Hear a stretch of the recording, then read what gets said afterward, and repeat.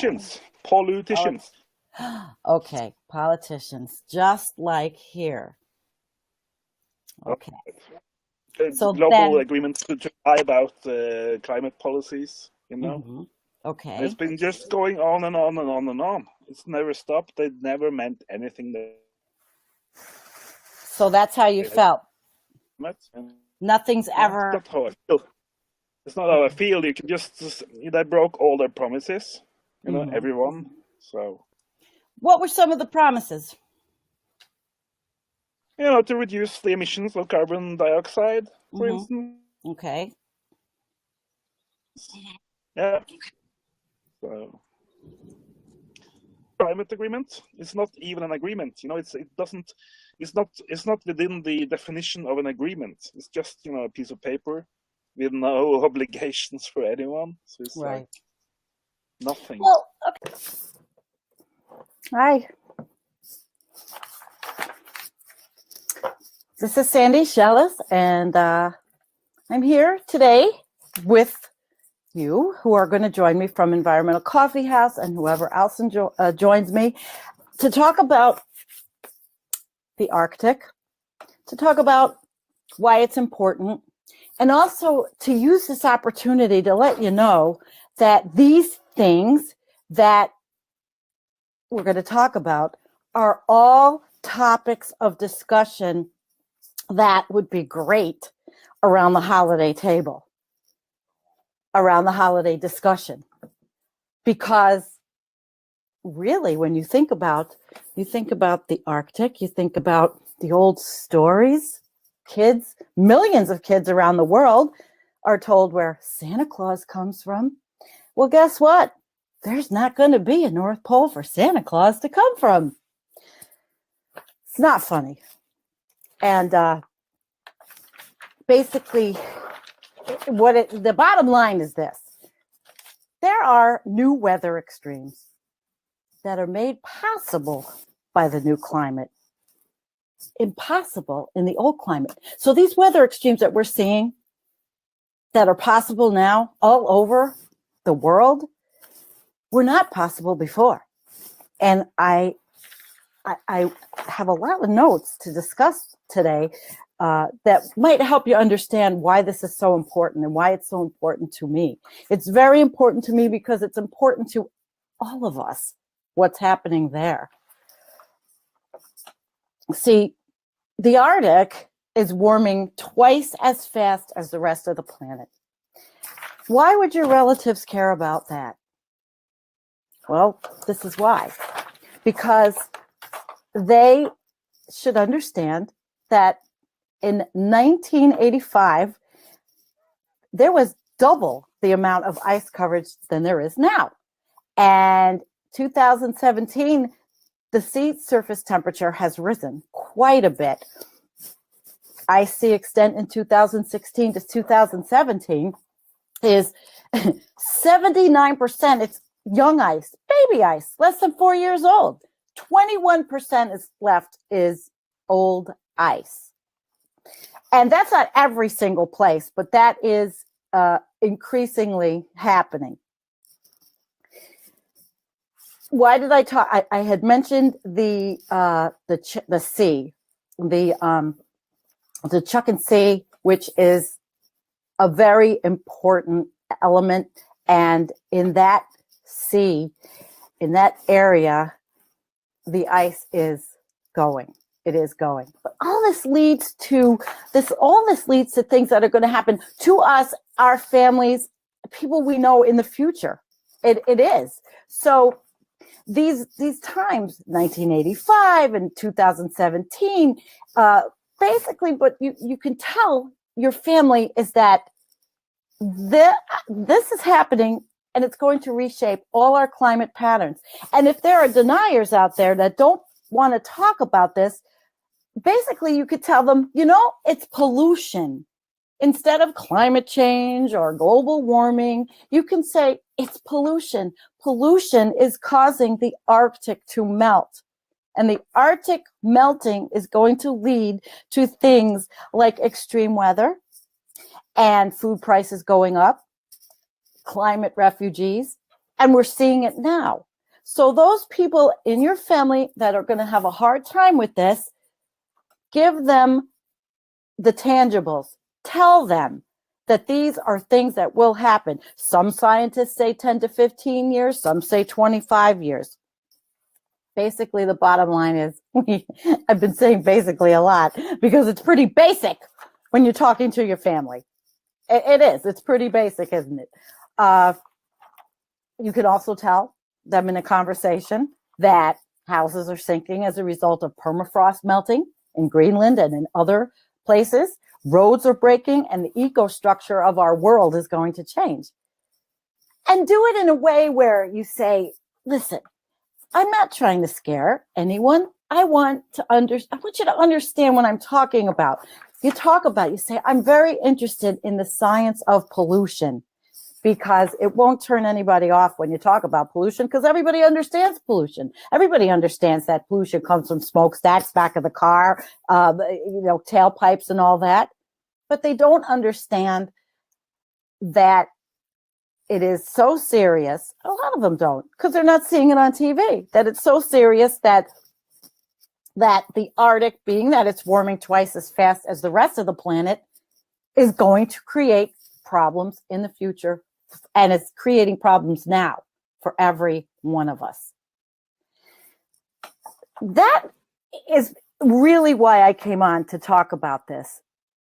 When you talk about things with your family around the holidays, they don't want to talk about catastrophic sea level rise, but it's something that gives you an opportunity to open up a dialogue. And if there is a dialogue opened up, maybe there are people you can talk to that don't understand and don't know any of this stuff.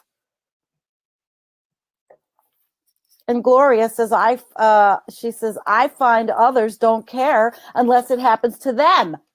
They don't have a lot of compassion for others. How do you deal with that? You deal with it by getting those members of your family, those friends of yours, you get them interested by just simply saying, come on, I have something to talk to you about. And say, listen, you may not care if it happens to you or it doesn't happen to you, or you don't think it's going to happen to you. I have important thing to talk about. I have important information, and I don't get to see you all very often. And I want to tell you what I've been learning. And that's all you can do, isn't it, Gloria? I mean, it's really all you can do, but you have to give it a try, because these are the opportunities that we have, and it matters. It matters a lot. It really does matter. And it matters because the collapse of the Arctic is going to be exponential. It is exponential. It's not linear. It's not just something that, it's going to happen. What it means is that some scientists from, let's say, the NOAA or other different institutions, they use different curves. They may come to the same conclusions, but what I think is that with the exponential collapse that's happening is that there really is a shorter doubling period, which means that we're going to see these events happen faster and faster. It is not going to take the time that we have been through in our lives watching this. It's not going to take that linear amount of time. It's happening. But we get back to the conversation. I digress. How do you think the conversation could be started like this? Talk about food prices. Say, hey, does anybody know that the food prices are rising? Has anybody noticed that? And then that's a way to get in, because a lot of people, they don't want to pay for higher prices, but they have no concept that what happens in the Arctic, what happens in our Arctic, what happens with melt, they have no concept that that is going to relate to higher food prices. So those are the kinds of things that you can say to relate to these people. And even if they don't want to believe about the extreme weather that's happened, that it has any relationship to the Arctic, talk about it anyway. Talk about California. If you're in California, you're living this. You're absolutely living this. So extreme weather and all of these things, even this, 2012 was the record minimum for the sea ice. Somebody might bring that up. And you can say, well, you know what, 2012 it may have been the minimum, but it was such a small amount that it doesn't make much of a difference, because you never know if you have somebody that's educated enough that's been reading some of the stuff online that might want to challenge you. Say, oh, isn't that mean that, gee, if 2012 was the record for the minimum, which has happened, 8 times now in our recent decades, with having the lowest amount of ice, you just tell them, because they're going to want to say to you, see, that shows that all of these carbon reduction methods are working in 2017. But you know better. We know better. We know better. And that's why these conversations are so important. I have a little issue here seeing the bottom of my, seeing all the, I'll put that. Hi. Hello, Karen. I'm just going to say hi to all of you. And do you understand why it's so important to take advantage of this holiday season? So important, even if you just say, hey, you guys, you know what permafrost is? And you know, permafrost is it's thawing slowly, but it's happening. And when you have children, if you're talking to younger people, your children may have a very different world. In fact, they will have a different world. But don't scare them. Tell them to get information. Sorry, I just got a little...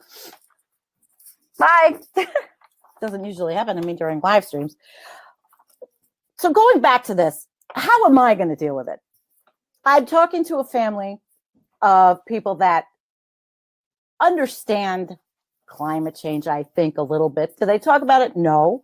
But you're darn right. I'm going to bring up some of these issues, and I'm going to do it just like I said. I'm going to do it just saying, hey, do you know? Do you want to talk about? Hey, listen, what do you think of? And that's where you get your in to talk about what's happening in the Arctic. It's so important. And Brian says he has a visual. I don't know how you bring visuals to a dinner, but I'll put this up, or a family outing. I don't know. I don't think I'm going to be bringing visuals and whipping out my iPad and saying, hey, look at this. Although, this is even something. You get some of your family, some of your friends, you get them to bite just a little bit. Get their email address if you don't have it, and forward them some information. I'm going to be putting up a whole bunch of links after this because I have them and I want to. I want to help you with this. So, like he says, visuals can help, but ask for their emails. Ask, absolutely. And you don't have to use the words like catastrophic or frightening words at this event, you know, the family event. But you get an in somewhere to talk about this, because it is, to me, one of the most important issues that we are facing today. Climate change, but the Arctic melting and Greenland permafrost melting. It is so important because anyone that is going to have children, which that's a whole other topic, anyone that's going to have children, those kids could, within 10 to 15 years, some scientists say, have a very dramatically different life. How do you get that across to young people that don't want to hear because they're so busy living their life and trying to get by? And if you're in the United States, it's also trying to figure out what the hell is going on politically. And that is happening. And I'll give you a little thing that I do. I'm in this group called the Deplorables. And I watch what these people say and their comments. That's how I'm trying to understand how to get across to these people that this is not a Republican or a Democrat or any kind of issue other than reality. And I'm learning because of what I'm seeing in the group. Join one of those right-wing groups if you're not in one. It is fascinating, but it's also really scary. It is. And these people, they need to be reached. And a lot of them are friends and family, our relatives. So now that I've talked about that and how to get through at your Christmas dinner or Christmas, Hanukkah, Kwanzaa, any kind of get-together that you're going to have this holiday season. And I'm going to end with a little bit of something for you guys that may not be translatable to the dinner table, but I think this will help you guys understand. And it is about there's 5 points about Arctic sea ice declining rapidly. And the first one I'm going to tell you is the loss of ice means more heat is absorbed. We've talked about this. I've talked about this before. The albedo effect, which is the measure of how the Earth's surface reflects the sunlight.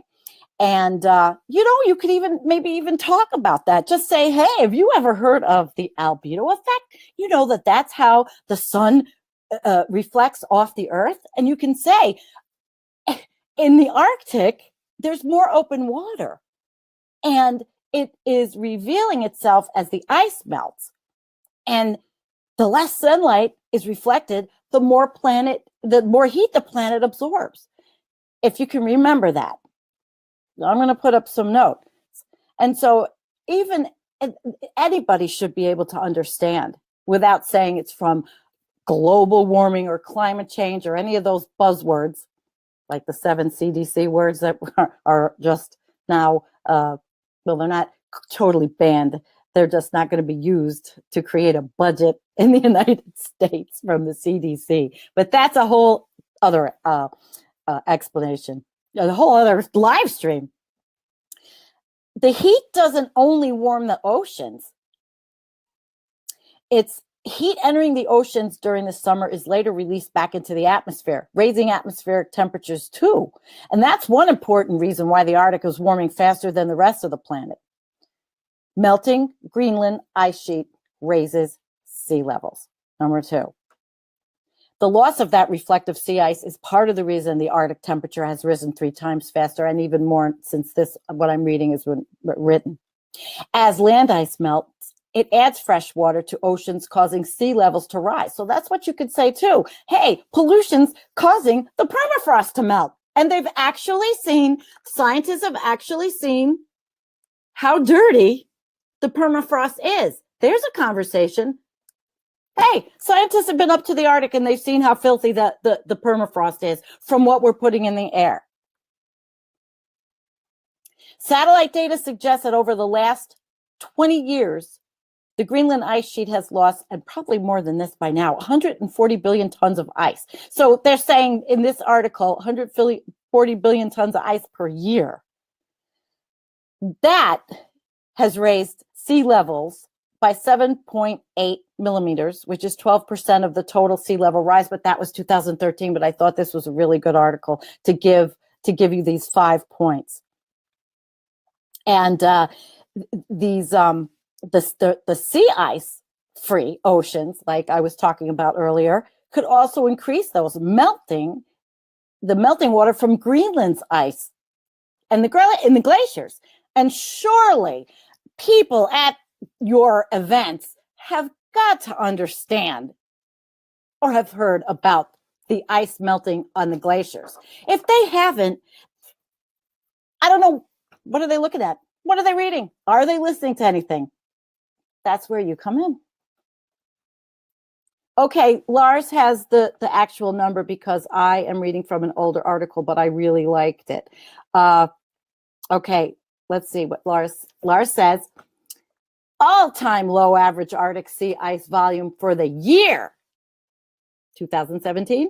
Extent does not tell everything, especially since freshwater rides the surface. Santa has to live on an icebreaker or in a sub. Very good one, Lars. Thank you for coming in on that. See, I'm just trying to make this, I'm not a scientist. I'm making this a simplistic discussion because I want whoever watches this to be able to understand that a lot of where you go this year, you're going to be sitting with people that are simplistic. And if you're sitting with scientists and you have people that you're related to that know all about this, you are lucky. And then you might learn something from them. Number 3, thawing permafrost amplifies warming. So rising Arctic temperatures are thawing once frozen ground in the Arctic. Those at the permafrost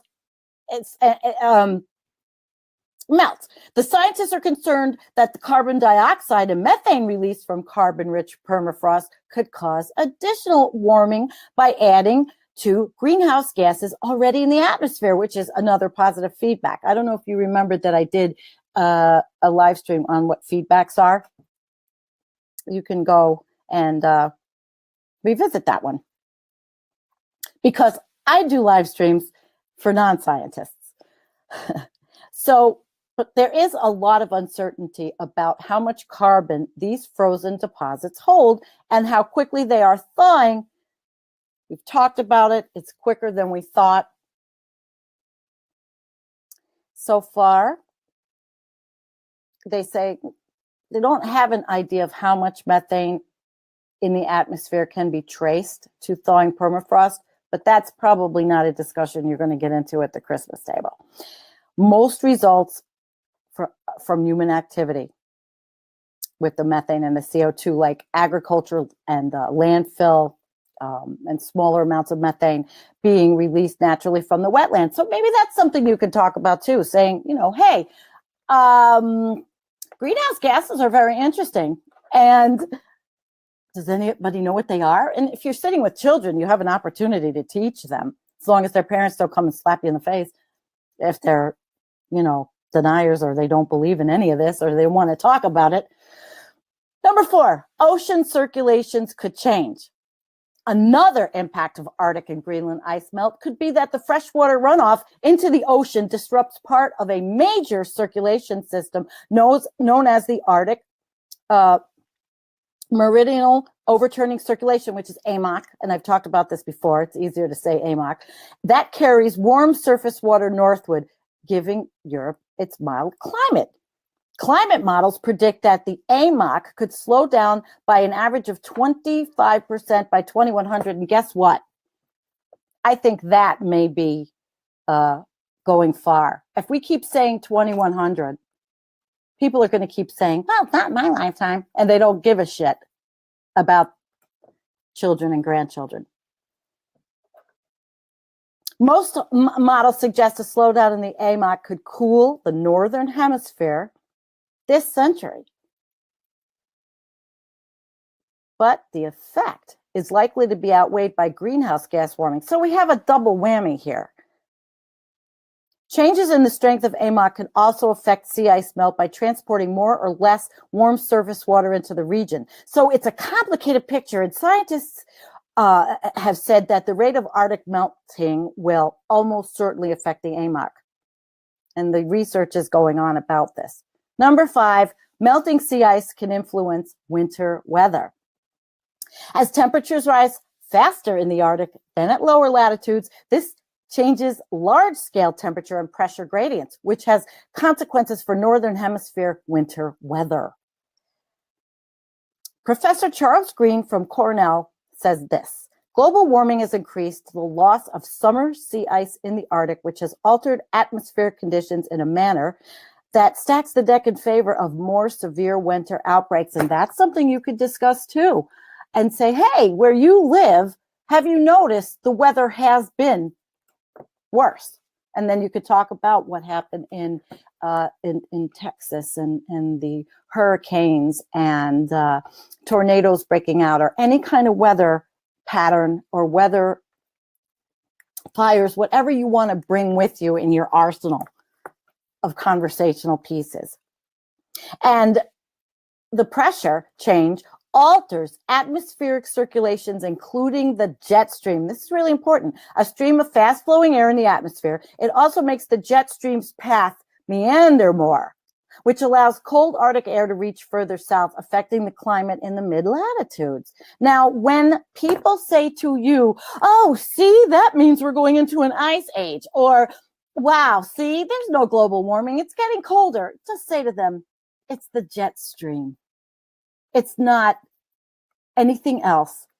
Global warming is having an effect on everything, but you tell them pollution, because pollution is what all started this, right? Yep. So, one more. Melting sea ice is likely to have global consequences by unlocking new shipping routes and exposing more fossil fuel reserves. And I've talked about that. Russia wants to go through. In fact, I think they went through already without an icebreaker in one area. So, yeah, I'm making this simplistic, because you're going to be talking to people that don't want to hear this, don't have an idea about any of this happening in the Arctic, or simply just refuse. And that's why you have to sneak in with this stuff.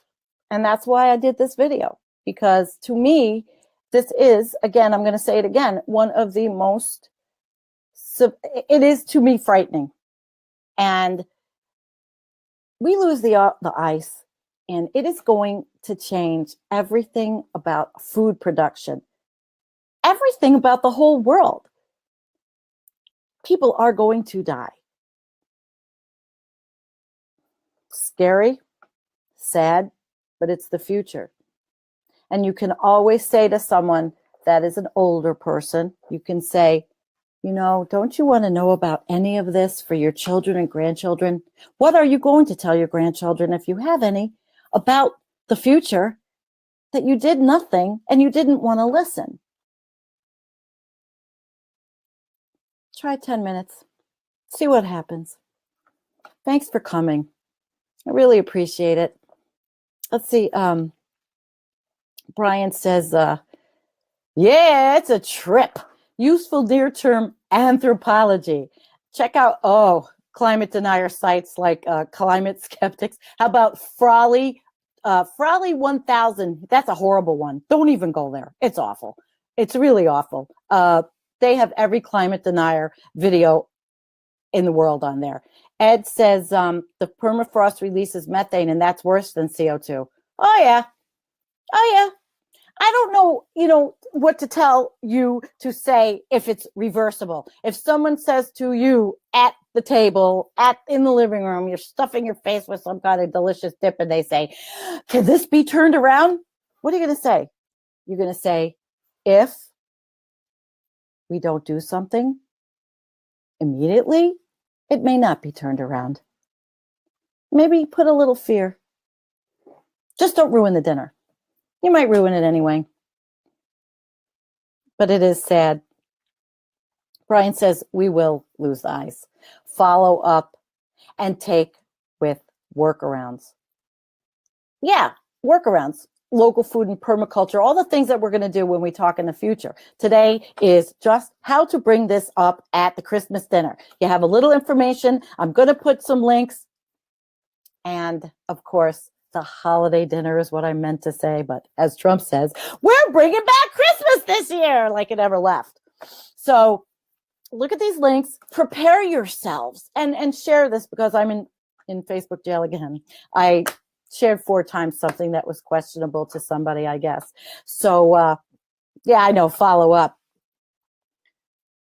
Get the family interested. Get your friends interested. And they might be a little impressed that you know so much about the Arctic and what's happening and the permafrost. And if you bring it up in a way that is compelling and doesn't put anybody on the defensive, you might get that in. You really might get that in. So thank you for coming, and do your best. I don't know if I'll see you before the holidays. I might do another something, but I'm not sure about interviews. But we're setting up interviews with Oh my gosh, all kinds of different people. I will probably have a calendar actually, and the website's coming along. Things are coming along. I just hope net neutrality and the way that they change the pricing scheme and the speed does not make it difficult to find us or difficult for all of you. You know, it's expensive already. I won't tell you how much I spend. Have a great holiday. Peace. Thank you for coming.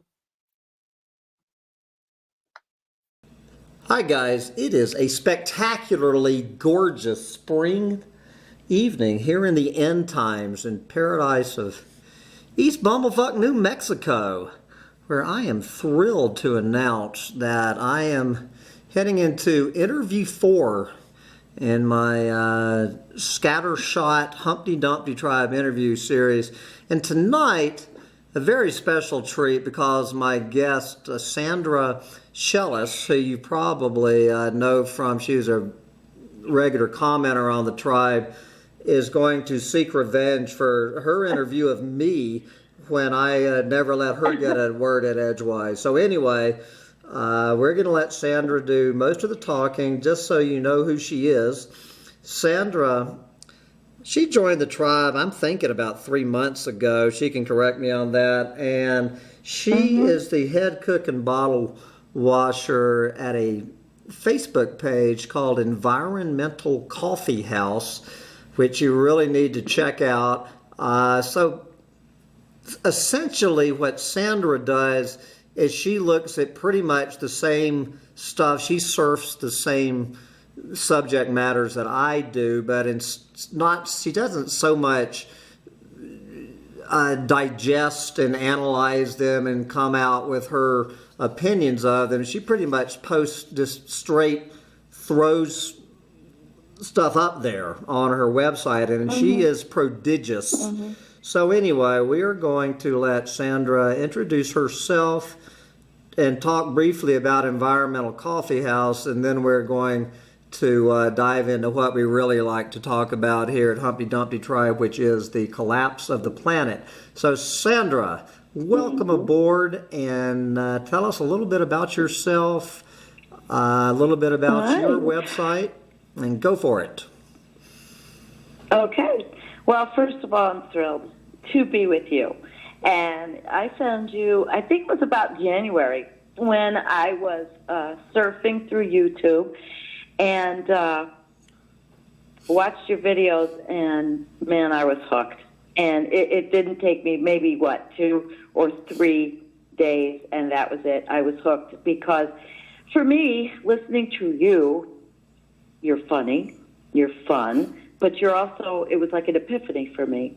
It was listening to somebody who's expressing thoughts and expressing them verbally that I have, but I don't talk about very often. So that's how I found you. Now, a little bit about me is 20 years I was the human resource director at the College of Buffalo's research function. So I worked with scientists and a lot of, people. They were principal investigators. I took care of all of their hiring, my department, hiring and people stuff. Equal employment opportunity and affirmative action was my specialty, and I was a sexual harassment trainer for the college and all that.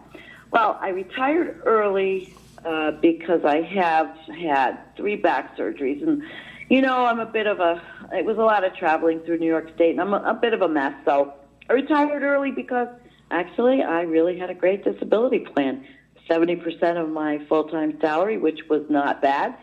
And my husband and I just said, we're getting the hell out of Dodge, and we bought some property, and we live in, I'd say, East Bumblefuck, Western New York. And I've always been, so interested in politics and life and everything. I've known what's been going on. I wouldn't say I've ever been a clueless fucking moron. I probably was a busy fucking moron, Yeah, working most of us, professionally.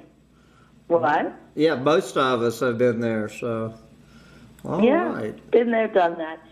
And when Bernie came along, I got involved, and I started my own little thing, and I was actually the admin, which I still am. It used to be called Bernie's Babes, and I changed it to Babes of the Revolution. That's just a group.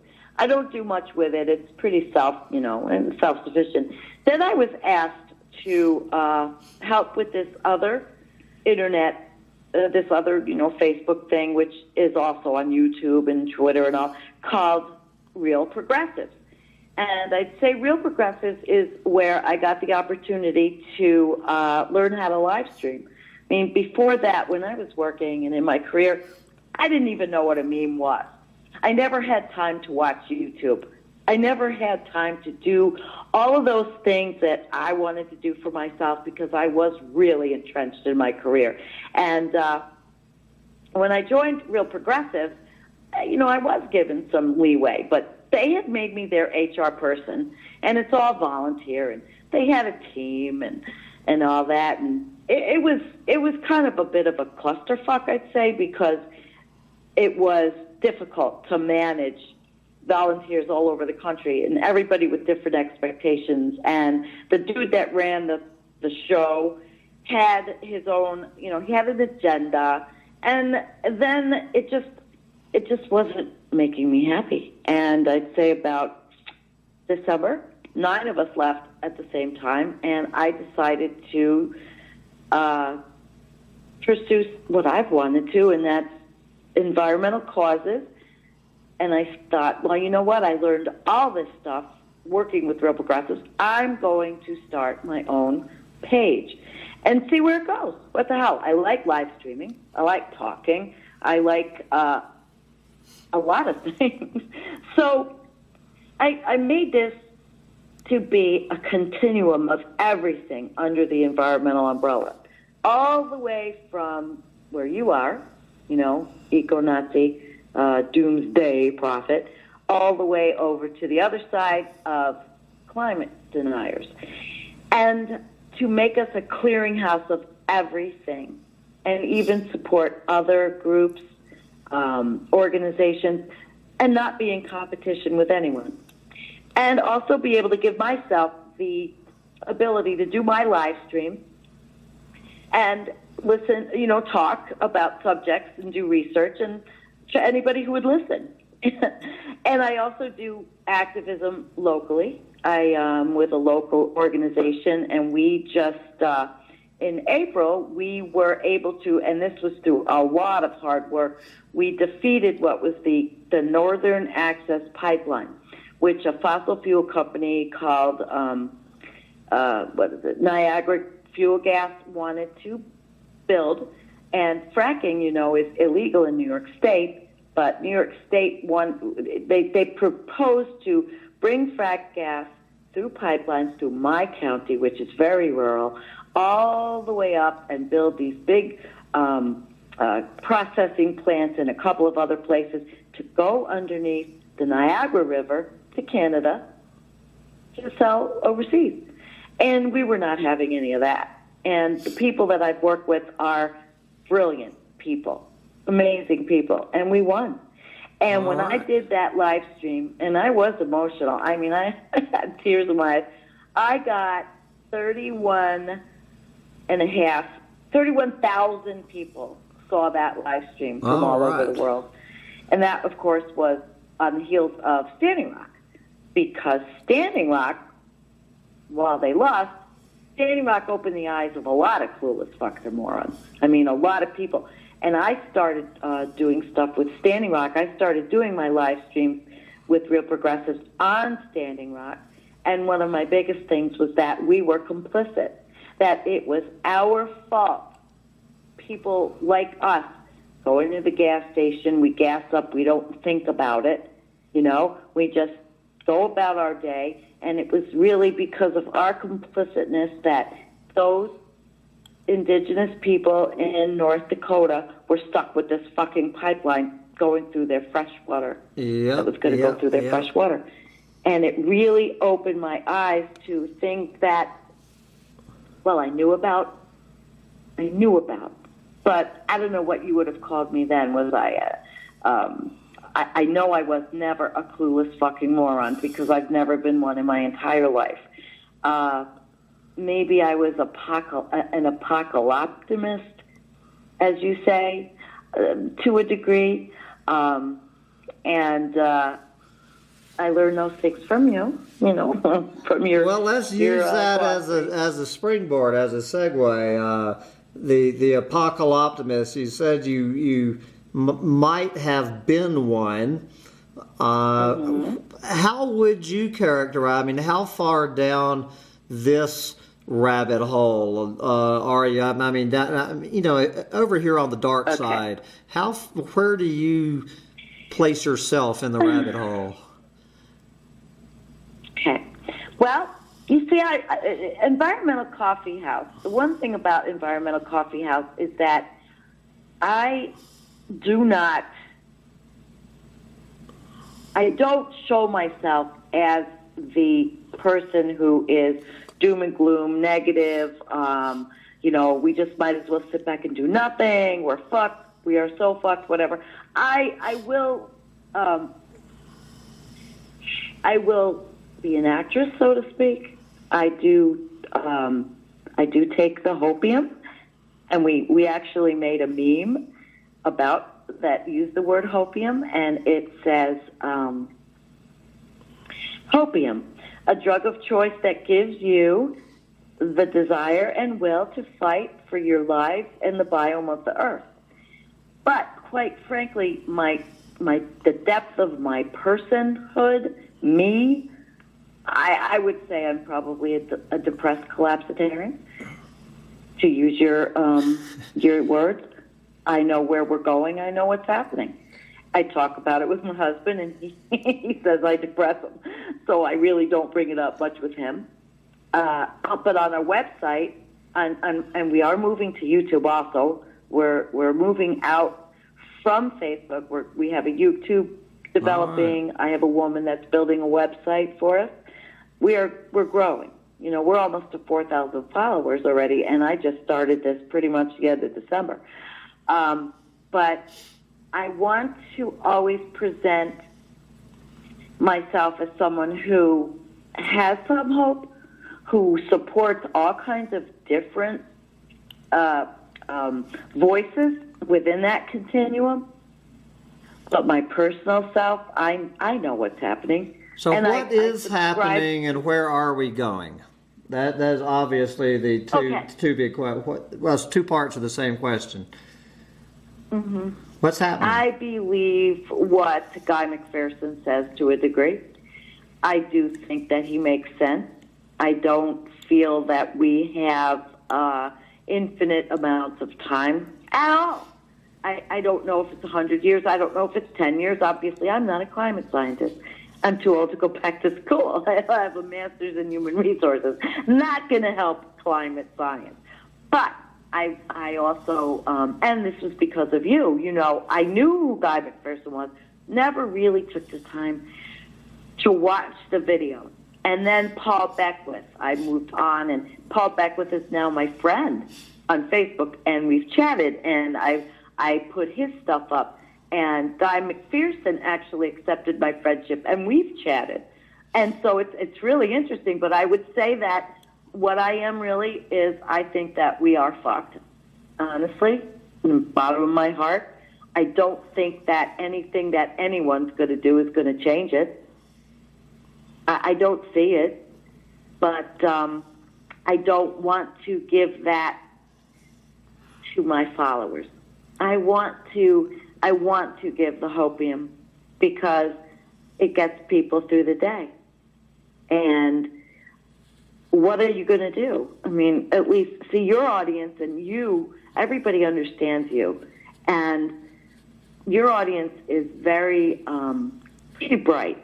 And I'm not saying mine isn't. It's just different. My audience is drawn from the political arena, from the Bernie arena, and we're growing, but I don't have the same type of individuals that are as attuned to to the reality of our planet situation, so to speak.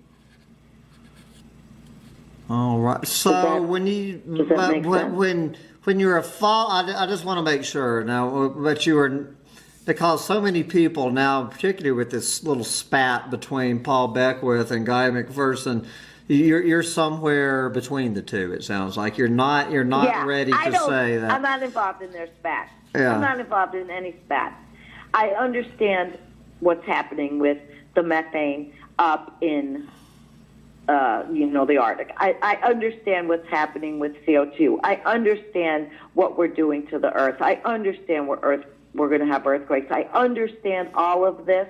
But if I was to say, who I really listen to and think makes sense, I think that Guy McPherson makes sense. Yeah. And even as terrifying and as scary as it is, it could be just a function of my age. I know I look great, but I'm your age. I think isn't Guy 57? I think all three of us are the same age. I'm pretty sure he might even be a year younger than the two of us. He might be. Well, I just turned 58 actually, and I think a function of age is being able to understand grave reality. And remember when I did the interview with you and you came on to Environmental Coffee House, my partner Roger was very upset, and he's 26 and he's a millennial, and it's terrifying for them to not be in denial about some of the seriousness. Oh yeah. Since then he has I think he's gotten it, but he won't stop being an activist. He's learning. He goes to all kinds of things where he lives. He has hopium, because what else are people supposed to do? I could sit here at home and I could read People magazine and watch fucking Jerry Springer, and and do nothing. Absolutely nothing. What is that going to do? So I do stay active. I'm with my local environmental group. And in that group, there's people that do have a variety of opinions. Even with geoengineering, that's been on the table as a discussion. So right that's what I always like to check in with people. Where are you with geoengineering? Just learning it. I look up at the sky. I see those lines. I see the streaks, but the jury's out for me because I don't know enough about it. I've been on that website, Dane whatever his name is. My girlfriend Claudia, she does a show called Cabin Talk. She's had him on her show. She's completely sold. And it's funny because she joined the near-term human extinction group, and I welcomed her. I said, well, welcome down to the rabbit hole, because she has also just been figuring all this out. After her, she became famous in the progressive world. She became pretty well known from her political rants and political discussions. But she's also a very climate person, an earth person. We love Gaia. We love our Mother Earth, but we know what's going on. She's on her channel. She's as far as telling everybody, we've got 10 years. And she talks about her seeds and all that, but I'm not there yet.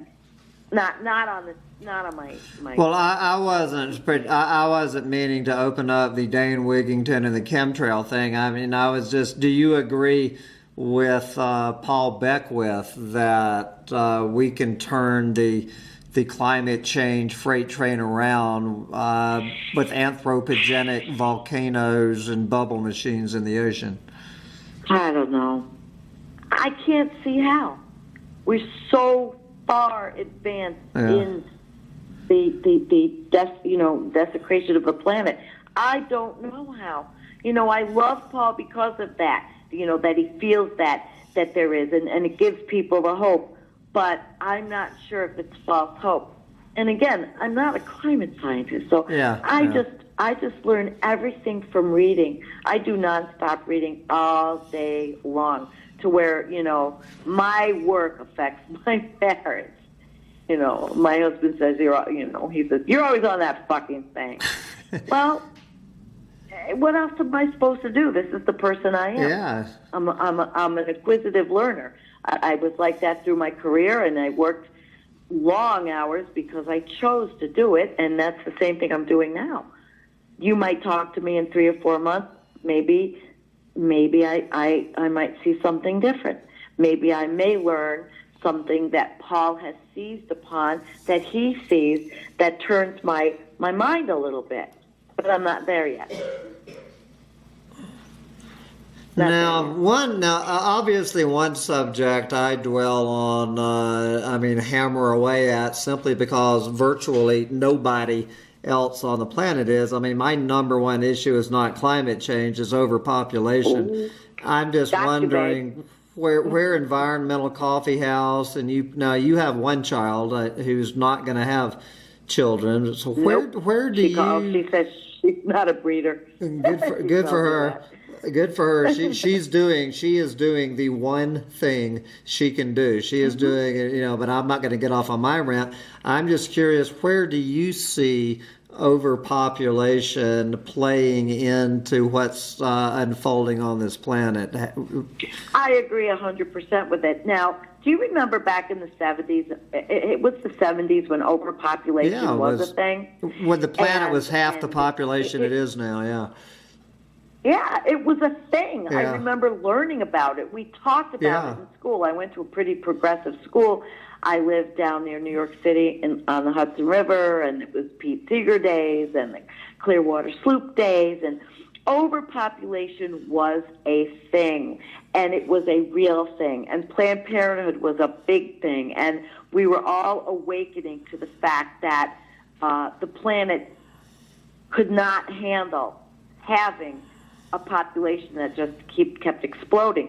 Then, as time went on, it seemed to lose favor, and people just forgot about it. And now, if you bring up overpopulation, and I have brought it up on the page, I get people that argue with me. I had one woman who said, where did you get the idea that overpopulation is a problem? Oh, yeah. I mean, they're in denial because for some reason, children having babies is some sacred freaking thing. And I had my kid. It was I thought I was almost 29 years old. I'm thinking, well, do I not? I don't know. I was so on the fence. I had a dog. I was happy. It was my ex-husband who pushed me. He wanted that little girl, blah, blah, blah, the little, white picket fence shit and all that. And we did. And I love my daughter, but I raised a pretty smart kid. And I think overpopulation is completely a problem. And when I first brought it up with Roger, he came up with overpopulation, that's a thing of the elitists. The elitists are saying that. Almost like Ayn Rand, saying that overpopulation, they're just trying to get rid of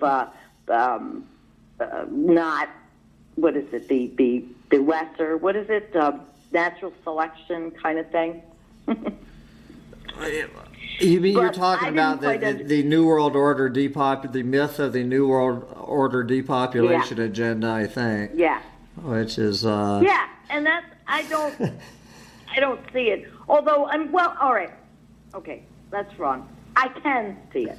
I see it in the Republican Party. I do see it in the elitists somewhat that they don't want to give us health care. We have the money. We're the richest country in the world. We have the money to do things for the people. But because our politicians are so stupid, they don't understand how finances and how the economy works. I don't think.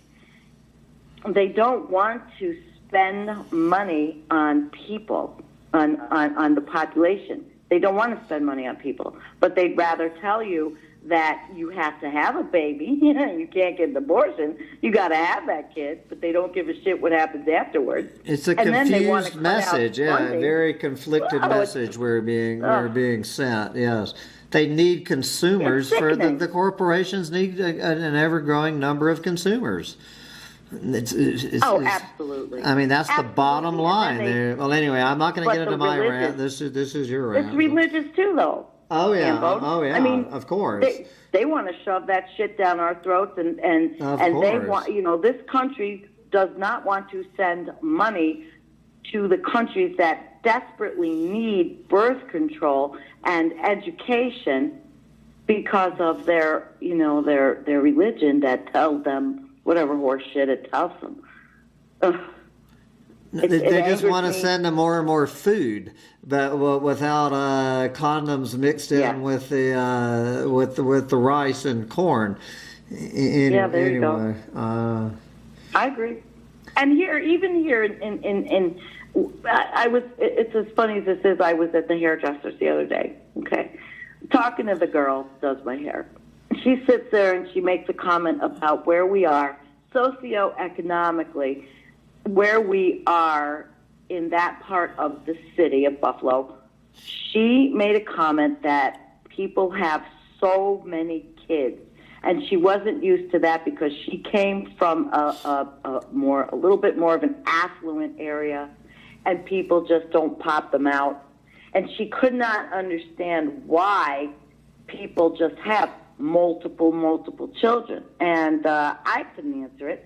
I don't know if it's because of their religion, because of just that there's a void that a lot of people feel children fill this void. To me, it's like, get a fucking cat, get a dog. You know, you don't need a kid. You can't afford one, why have it? there you go. Sancho Panza approves of that. Aw, well, I've had lots of animals. I mean, I had 4 cats. Well, my 4 cats, I'm going to be the crazy cat lady, but they were all feral. I live in an Amish area, and they don't take care of their animals very well, so I've got 4 that I've rescued, and, you know, they give me a whole lot of love. Yeah. A lot more than some people do. Animals have always been that way to me. I feel akin to animals where they don't yell at me. You know, I've had a hell of a life. I mean, I've been to hell and back in my younger life. I've had the shit beat out of me by a fucking asshole. I ran with motorcycle clubs. I've been riding my own Harley for 32 years, but I decided to get out of that. You know, I saved myself. I took the wrong road, got back on the right road. I've always been I think, bright person. I just had chosen the wrong road. Well, those wrong roads are good for some lessons, for sure. They sure as hell are. They sure as hell are, I'll tell you that. And I was glad that my daughter did not have to take the wrong road that her mother did. You know, she took her own little wrong road, but it wasn't that bad. And, you know, at 28 years old, she owns her own house, and she has a decent job. And, you know, she has a lot of student loan debt, though. That's kind of a bummer. I don't like that. I don't like it. Kind of a given at this point. Yeah. Okay, well, let's look. What I always like to ask, in my interviews with people is what is your advice to people just going down this rabbit hole? I mean, really looking at what's going on and being honest with themselves and peering down here. What is your advice to people? Self-honesty is difficult for a lot of people. Denial is a very, very strong psychological place to be. You know, denial helps us get through the day.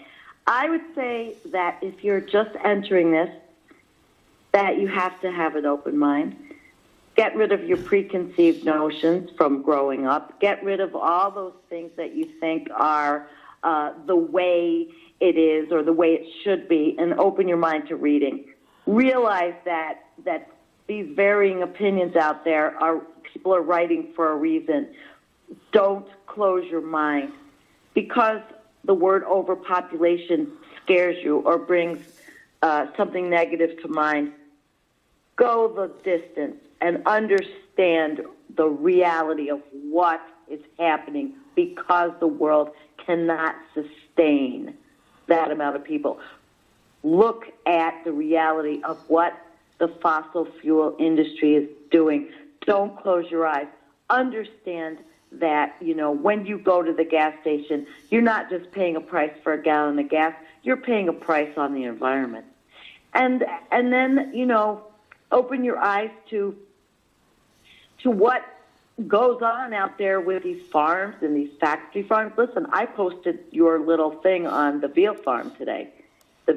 I called it the cow concentration camp, and it was upsetting. And the one thing is, not many people looked at it. I don't think they could. People have a really difficult time looking and understanding or wanting to even go to anywhere that makes them just a little bit uncomfortable.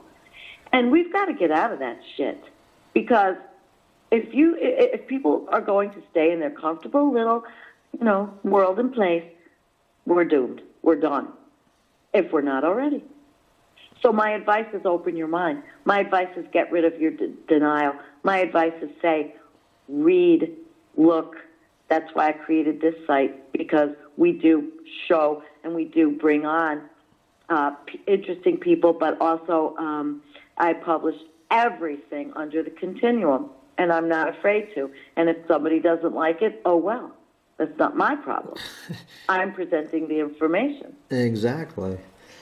Okay, before we just hit 30 minutes, I noticed, but I just in case Donald Trump is listening to this, and I'm sure that Donald Trump, this is what's on his agenda, is listening to the two of us yakking. What would you like to say to Donald Trump right now? Well, I would tell him that if he gets his stupid ass impeached, that there's a lot of us out here that are terrified of Pence, because we think that, Mike Pence has that view that, geez, we could just fuck up the planet all we want because God's going to fix it. And I would say to Donald, go back to where you used to be. Talk to your freaking friends on the left, for God's sake. How did you get so fucking brainwashed? What happened to you? Wake up. Somebody ought to slap you in the fucking face, Donald. You want people to like you, do the right thing. Stop listening to these assholes like Rex Tillerson, who you had to make him your Secretary of State. Or I'd say to him, Donald, who owns you? Obviously the presidency is an owned position. We knew that with, I steal your terms all the time, Barack Obama. Fracking. I do. I really do lift things from you, but I give you credit there, Hambo. When I say the four horsemen of the apocalypse, then I realize that was what Kennedy's book, right? I'm trying to remember who he was. Was he referring to particular individuals or not? I need to revisit. I don't know. I love it though. I always mention you. I mentioned you a lot in my live streams, but I really I adore you actually. And if I could come out to visit, I would. But that's what I would tell Trump. All and right. I don't know what could you really say to a guy like that? I would be absolutely speechless in front of him. Once I got going, of course, I would end up in prison for. Yeah, well, you know what? I might be too. I might be too. I have ideas of, let's say people that have terminal cancer. What could they do to get to this guy? So, yeah, we could get in a lot of trouble. But, all right, well, to wrap it up, everything. and we asked what you would say to Donald Trump. Is there any parting words to the Humpty Dumpty tribes members that you would that I haven't thought of that you want to add, and then plug yourself one more time? Well, but you haven't. There's probably not much that you haven't thought of, because to me, with your humor, you're also right on pretty much everything I think. I don't think there's too many people I've come across in this life that I feel akin to, like I do you for some reason. I don't know. what it is. But I want to tell everybody that's in the tribe, I really care about the people that I read about. Valhalla and this other dude today who I was worried about as well, and he answered me. He finally came back and answered because I was worried. He had made a comment about as well. And Groot, and I made friends with Splatter, Ted, Splat, and I would tell them I really, really, really dig y'all, even Fiesta Cranberry and all those people that we all comment. We're all pretty well linked. We're linked because of you, but we're linked because we all think I think we think the right way. I wish it was more than 4,000 people. I wish you had 400,000 people following you. I really do. Day by day. Yeah. And we can get more money for you, too. I wish I could give you more. No, we won't get into that in this video. I'll have plenty more videos on that. All right, so one more time, plug yourself. There you go. Growing. We are a Facebook page, but we are growing to put our stuff on YouTube.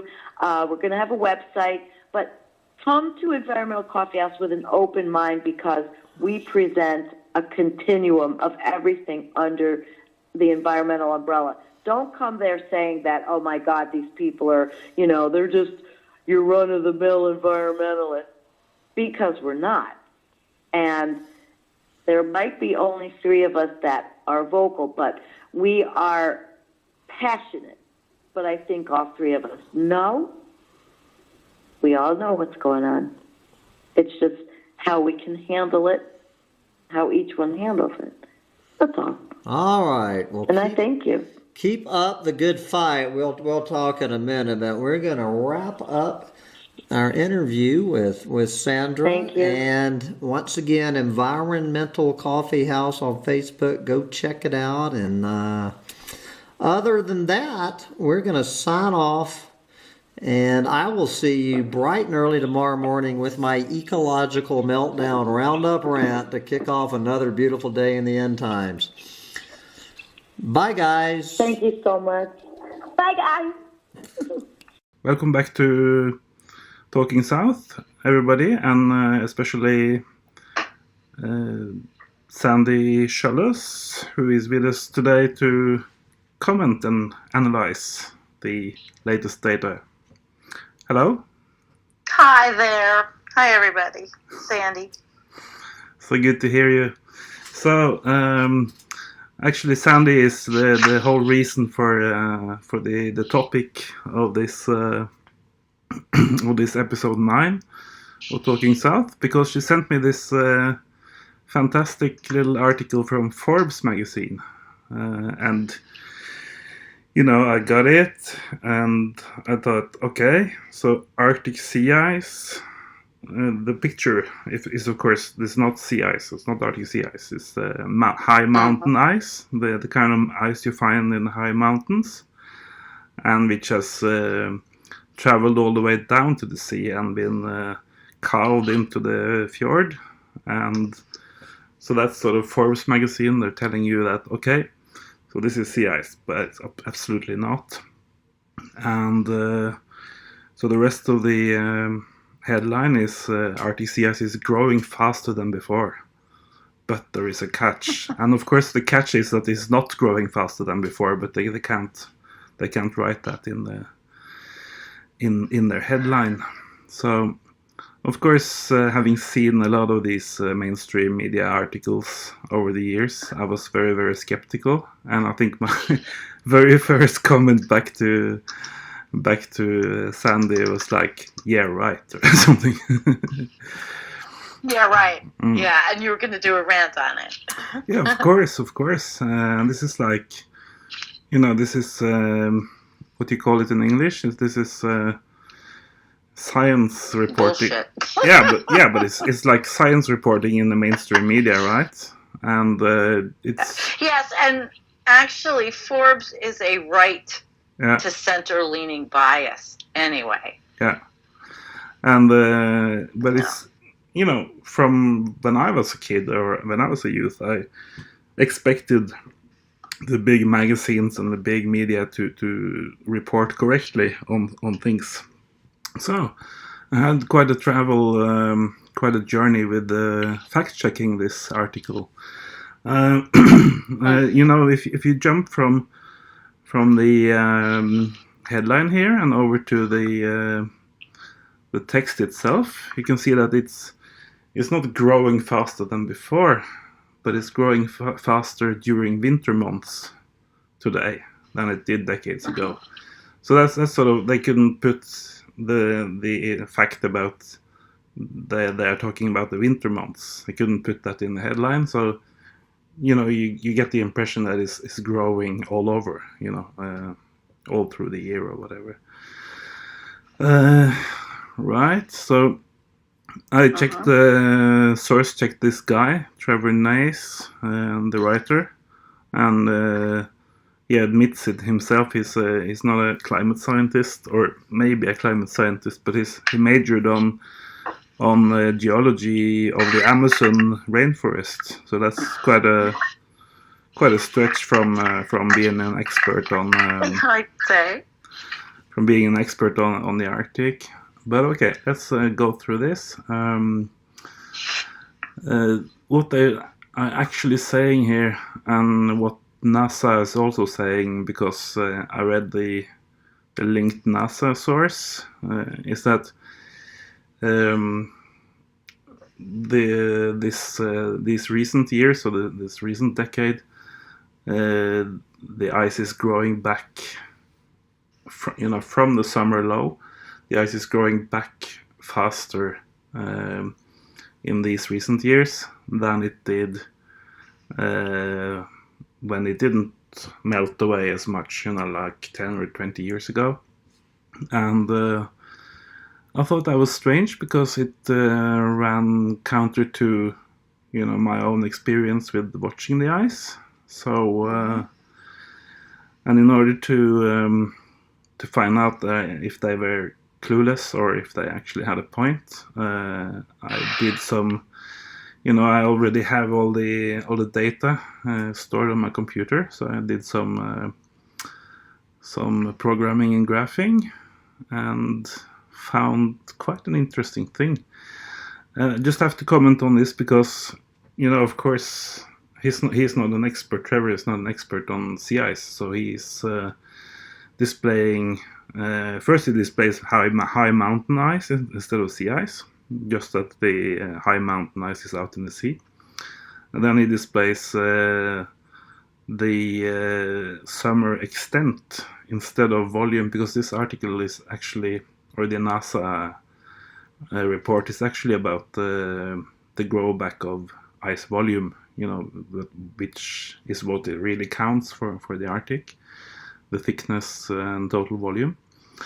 So he's displaying this 1 month graph for September extent, which is sort of nonsensical, because that's only two-dimensional ice on the surface. And they also show this NASA rate of change, 12.8 per decade. But if you go to the entire year and you go to volume instead of extent, it's more like 22.8. So they will always show the, let's say, the most positive or the least catastrophic numbers and facts on here. So anyway, let's go to my first analysis. And what I've done here is I've compared the recent decade, 2009 to 18, that's the red graph, to the 10 years before that. So for every day here, that's, for instance, you have here on the tip of the red graph, you have December 11th.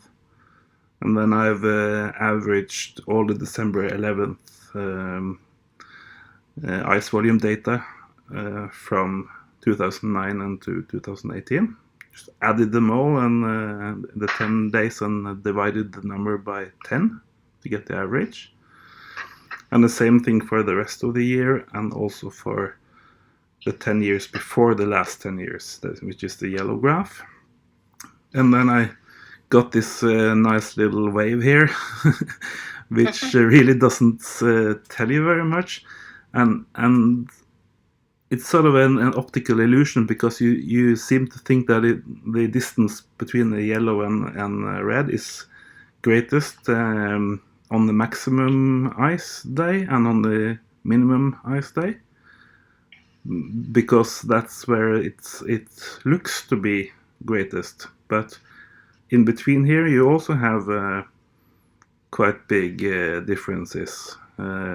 So in order to free myself from that illusion, I made a third graph here for the actual difference between those two graphs, and that's the blue line at the bottom here.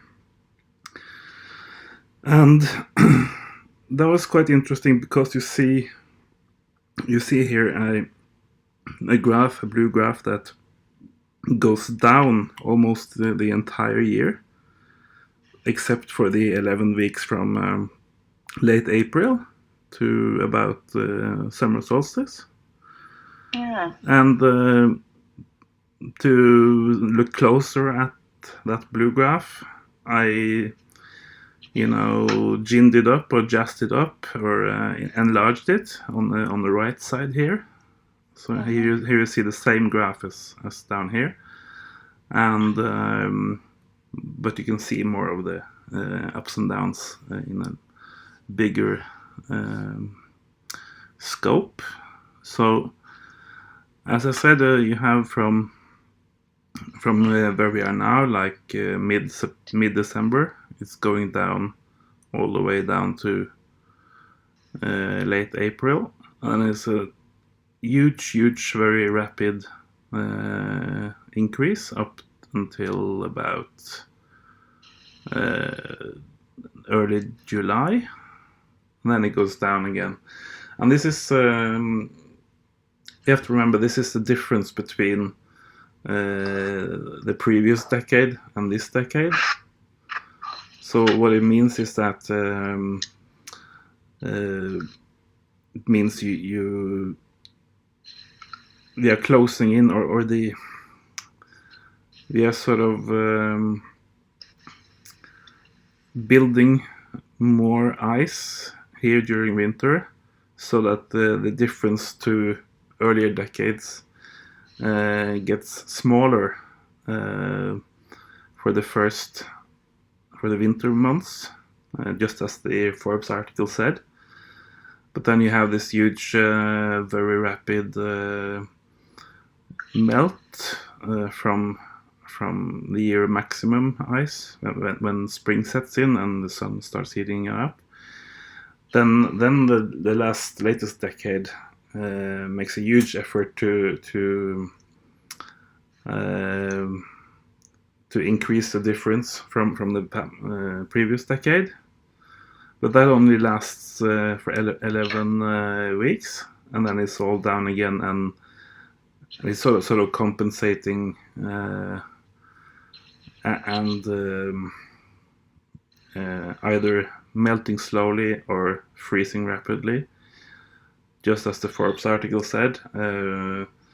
So the yellow graph is closing in on the red graph when you see the blue graph going down. Okay, is that is that at all understandable? It is. I'm following it. Okay, that's excellent.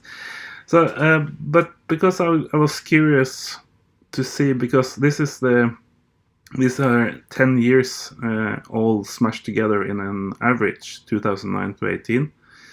So I was curious because, I have been to university and kind of have a curious spirit. So I wanted to see the individual years, 2009, 2010 alone, and compare them to the previous decade.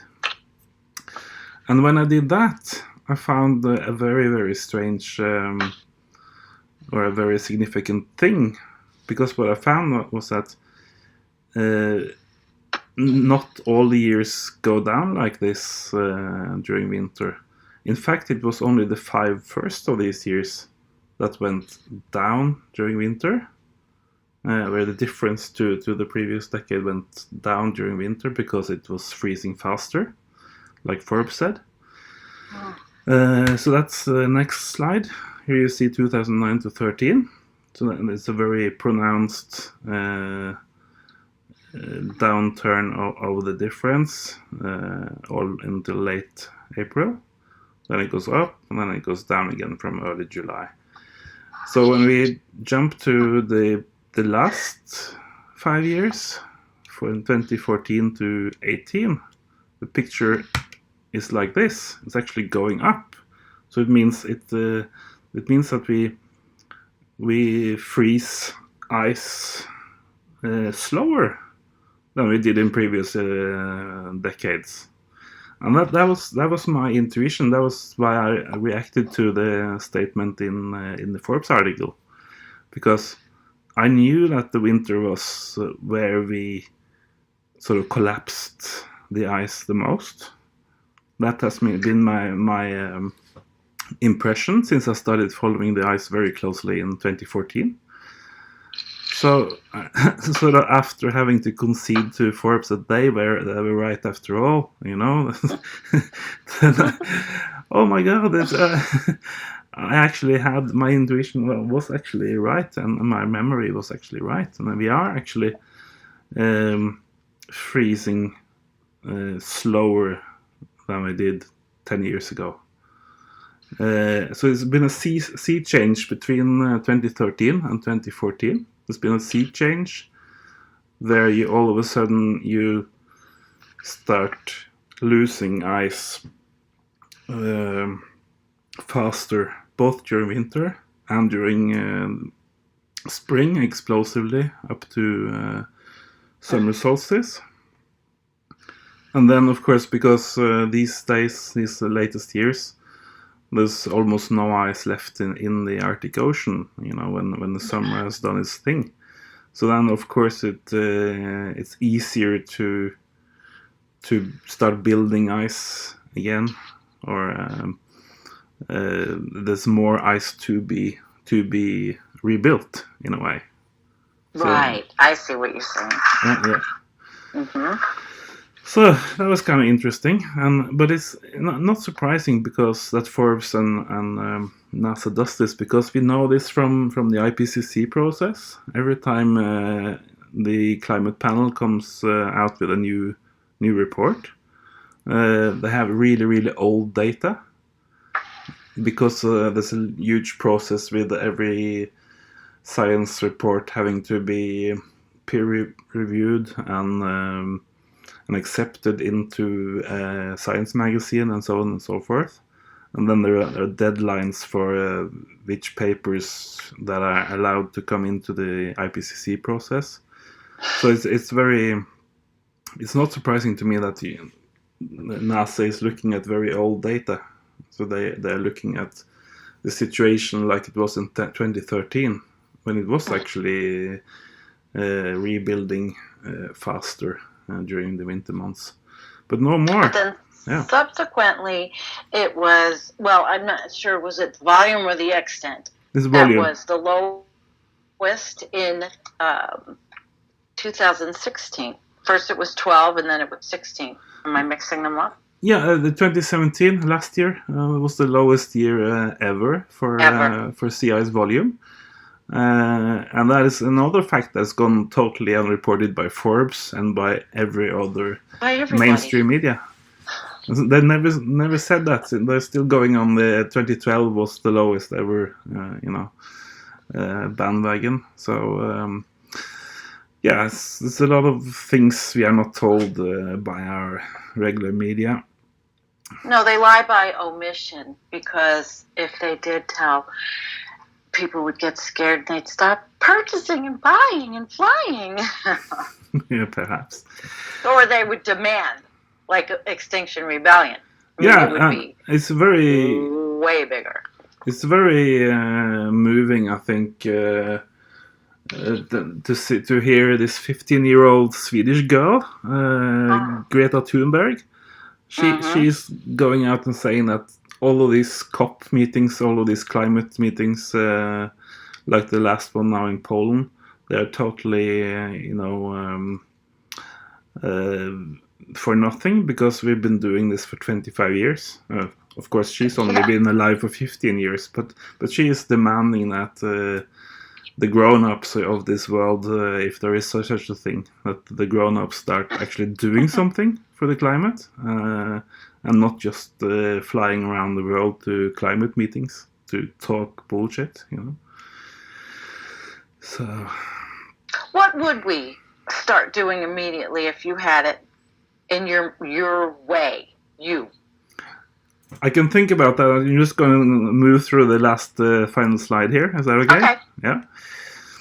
So, okay. So this is a new style I made a couple of weeks ago, and because all the time, latest now was Peter Melton, who asked me what's going on with the sea ice, and that's sort of a philosophical question to my mind anyway, because it depends on what level are you looking at it. Are you lying physically with your nose down in the sea ice, which you sometimes can do if you stumble on the ice. Then you can see lots of white ice, but you can't really get any overview, right? So you have a very close-up view on the ice, but you only see like snow crystals or whatever, right? And you freeze to death. So what's going on with the ice is dependent on what are you talking about. Are you talking about the latest day or the latest month, or are you talking about what the year is doing? So here you can see since the lowest point in September, the sea ice volume has been going up like this yellow graph, and it's sort of it's nothing very special about it. It's winter, so it freezes back, and it's not the lowest and it's not the highest. So it's sort of in the mid ground. And what you also can do is you can average 365 days and get a 1 year average, like the red graph here. And you see that it's almost a straight line. It's nothing happening to that. Right. It's going up a slight bit because 2018 is a slightly colder year than 2017 was. What with the El Nino that was in 2016-17. It's slightly colder than last year, but I think I heard that the 4 latest years are the 4 warmest years in the Arctic. Anyway, but it goes a bit up and down from year to year, even though we have strong Arctic warming. So, yeah. Wouldn't you say it's kind of negligible that it'll ever go back to anything else? It's never going to go back. No, anybody. And you can see that on the next on the right hand on the blue graph, because then I've gone up to a 10-year average, which is 3,650 day average, and made a graph of all the days in the 1979 to 2018 data record for sea ice volume. And what you see here is that it starts out, 1989 is the first point here, because you have to wait from 79 to 89 to get at the first 10-year average. So you see here it starts out, really pretty flat, going like this. And I think maybe that's the uptick here is due to the Pinatubo volcano, because that set back the climate warming for a couple of years, because the soot and the sulfur and stuff was sort of blocking the sun for some months there. And the scary thing, apart from the shape of the graph itself, which is very, very quickly down, is that if you look very finely at the graph or use a computer script to look for when the last time it went up, then you find out the latest increase of this graph was in March 1993. In fact, it was Little bump. Huh? A little bump. Yeah. In fact, the exact day was my father's birthday in 1993. So, so I remember that. Significant for you. Yeah. So since '93, we have had no upticks on this graph at all, ever. And to me, it shows that we have passed the tipping point, in the 80s or 90s. And after that tipping point, it's just going down, down, down, down. And it's, like you said, you have to be kind of a fool to believe that this graph is going to go back up again to the way it was when you and I were teenagers. Yeah. And do you think that these magazines falsely, some of these articles falsely give the reader the impression that there's a possibility? Oh, yeah. Especially for those that don't really read. That's a very good question, because I think... Hello? Are you there? Yeah. I'm here. Yeah, I'm here. I think it's kind of related to the fact that nobody I've ever heard of, anyway, have ever made this 10-year average graph that I just showed you. And even I haven't made that graph before this winter, and it's I think the way they report on it is dependent on what kind of data and graphs do they get, from the specialists, from the experts. And if they had displayed this graph on top of the Forbes magazine article, I think advertisers would cancel their advertising in Forbes, and I think maybe a couple of stock exchanges would go belly up. You think?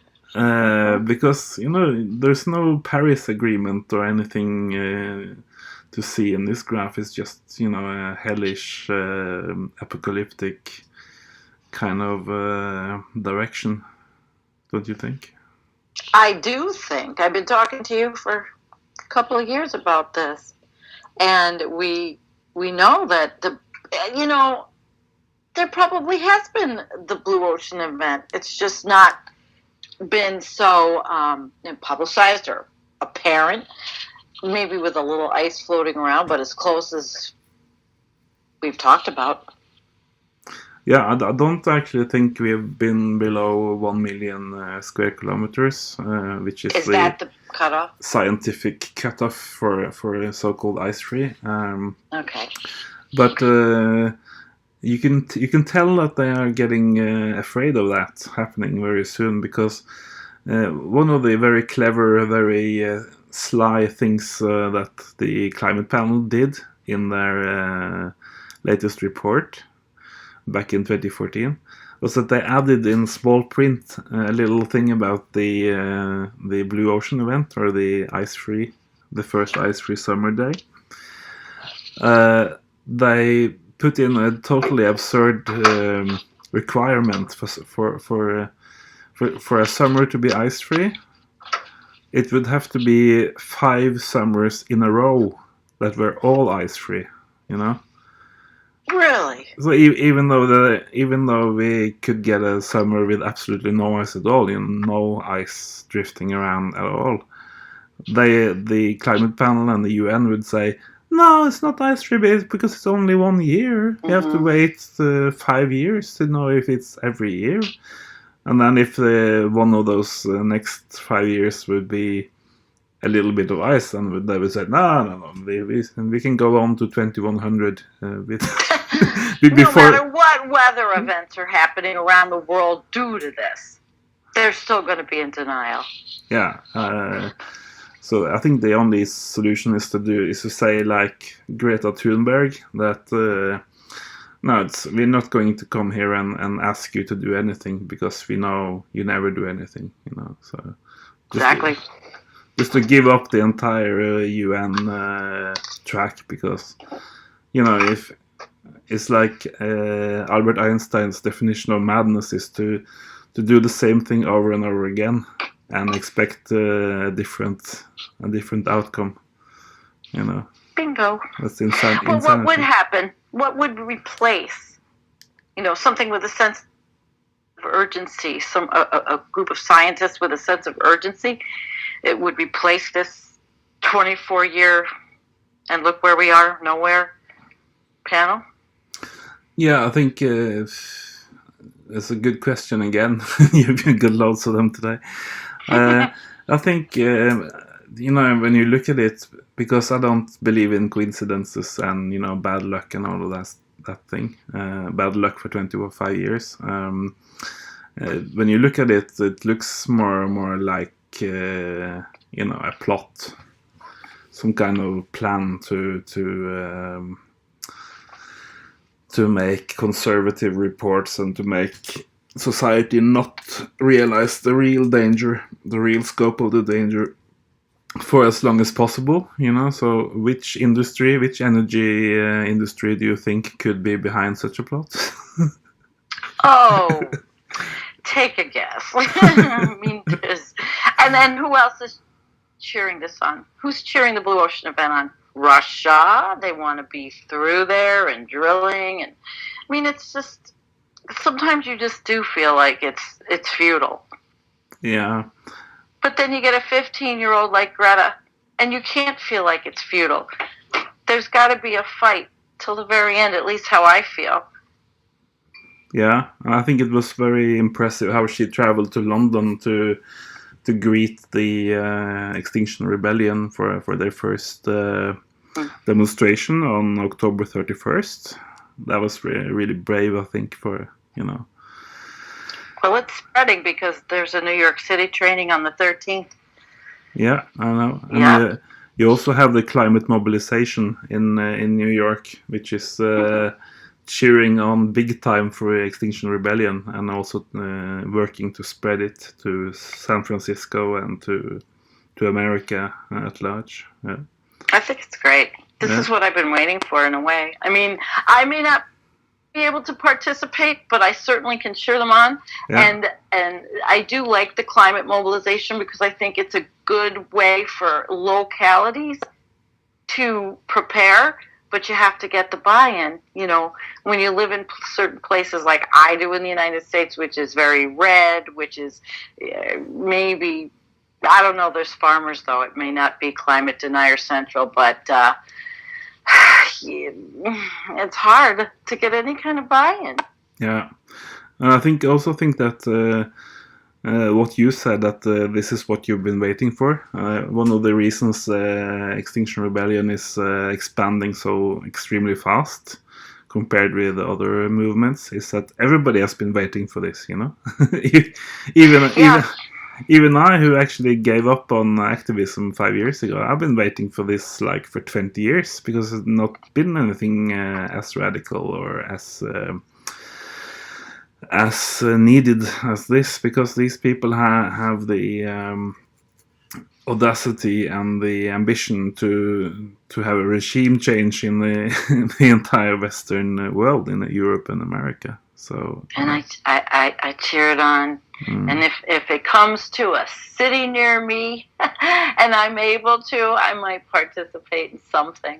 Yeah, well, you live in a state called New York. I think there is a big city in that state. But well, the biggest city near me is Buffalo. And actually, let me tell you, Buffalo, because it's on the border of Canada, and Buffalo has a lot of activists. Buffalo's really full of activists. So I could see Buffalo being a hub, for Western New York, because if it's in New York City, I would say Buffalo would be a perfect accompaniment, put it that way. Wasn't Buffalo a hub for the New York Mafia, for Lucky Luciano as well? Buffalo? I don't know. You're asking me something I don't remember. I'm actually from New York City area, so I remember the mobs down there. I think maybe Luciano did some jail time in Buffalo, and then he moved his entire operation to Buffalo, or his office. Yeah. Well, you know more than I do about that one. Yeah, something I saw on YouTube, I think. Yeah. We're dealing with current mobsters. Yeah. In New York State, really, right up here, and they're bidding and rigging on buildings, and actually, believe it or not, this guy named Simonelli and this other one they're going to jail because of the Solar City bid rigging on building it, and now it's Tesla here. Okay. Yeah, so I mean, it's like, even something good is corrupt. I don't think there's anywhere in the world that is not corrupt in some way. Yeah, but they're corrupt in a good way. Or... No, in some way. What's corrupt in a good way? I don't know. The only thing that would be corrupt in a good way is anybody infiltrating something. Yeah. For the good of everybody. Yeah. Yeah. Okay. So I liked your graphs. I thought this was really good, and it was helpful for me. Me who is usually graph illiterate, and when I sit through, when you explain, and probably for a lot of people, it's really good. And your talking south is excellent.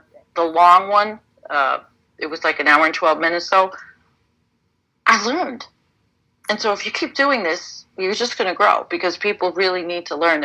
There's a thirst, I mean, for 2 years I've been on this quest, so you've helped a lot. Yeah, I was kind of inspired by this Extinction Rebellion, one of the founders of that, this Roger Hallam guy. Yes. Because he made a claim in one of his presentation videos about one of the sea ice, the Arctic sea ice graphs from a guy called Vipnius on the Arctic Sea Ice Forum. He made a claim that that particular graph had to be the most important graph in all of human history, and I was like, "Wow, he's actually got a point." And it's like, so you could say in a way that this Extinction Rebellion movement is sort of let's call it Arctic Sea Ice nerd extremists or something. Well, I'm thrilled because he accepted me as a Facebook friend, and I would love to interview him for Environmental Coffee House and introduce him to that, the followers, because they're so varied and different than, let's say, the doomosphere, yeah, so to speak. Yeah. Yeah. And I think they've done something very good too, because a lot of those people in England, they've been in the Occupy movement, which you had in America and New York, of course, as well, Occupy Wall Street. But they've learned from or after the Occupy movement, they learned to, ditch the huge consensus meetings where you had like hundreds of activists trying to reach a consensus. It takes forever, and and only the sort of slacker unemployed people are able to stay for the entire meeting. Or disabled ones. So they actually they have learned from which things were good and which things were not good about Occupy, and so they've made a more efficient decision-making process, while keeping the flat structure and everything, but making a more activism directed organization, because their goal is not just to sit around and have huge meetings where everybody gets their say. Or fundraise for administrative costs. Yeah, they want to actually do something. They want to get out there and do something. And well, coupled with, I guess, with the other ones, Extinction Rebellion, coupled with the climate mobilization, coupled with We Don't Have Time and scientists warning, and possibly getting the links together for a huge. Yeah, that's this joining of forces you're talking about. That's actually exactly what's happening now, because the same people who are on top of climate mobilization are also administering certain aspects of the rebellion. So this is growing together faster than you and I can talk about it. Well, you know, I always say, if we're going to go down like the Titanic, we might as well go down fighting with some class. Yeah. And this is what I see happening. And I think that's a good point to round off this edition. Thank you. Thank you. Thank you for inviting me. Thank you very much for coming on the show, and thank you, of course, for sending me this story by Forbes magazine. Maybe I'll tweet the journalist this video after I save it and upload it. Yeah, right on. Do you think Why he'll not? like it? Do you think he'll comment on it? Possibly, if he's worth his, if he's really a serious journalist. Yeah. You know, I mean, I did a live stream tonight. I talked about criticism, being able to take it and use it. Yeah. And if you can't, then what are you going to do? I've been criticized lots, and I've grown from it. Yeah. So maybe he'll be one of those. Maybe our faith in some reporter might be redeemed. Yeah, maybe I can send it to the NASA report guys and girls as well. So. Yeah, well, forget about them. But listen, good night. Have a wonderful evening, and thank you very much for having me. Yes, thank you very much. Bye. Okay, bye-bye.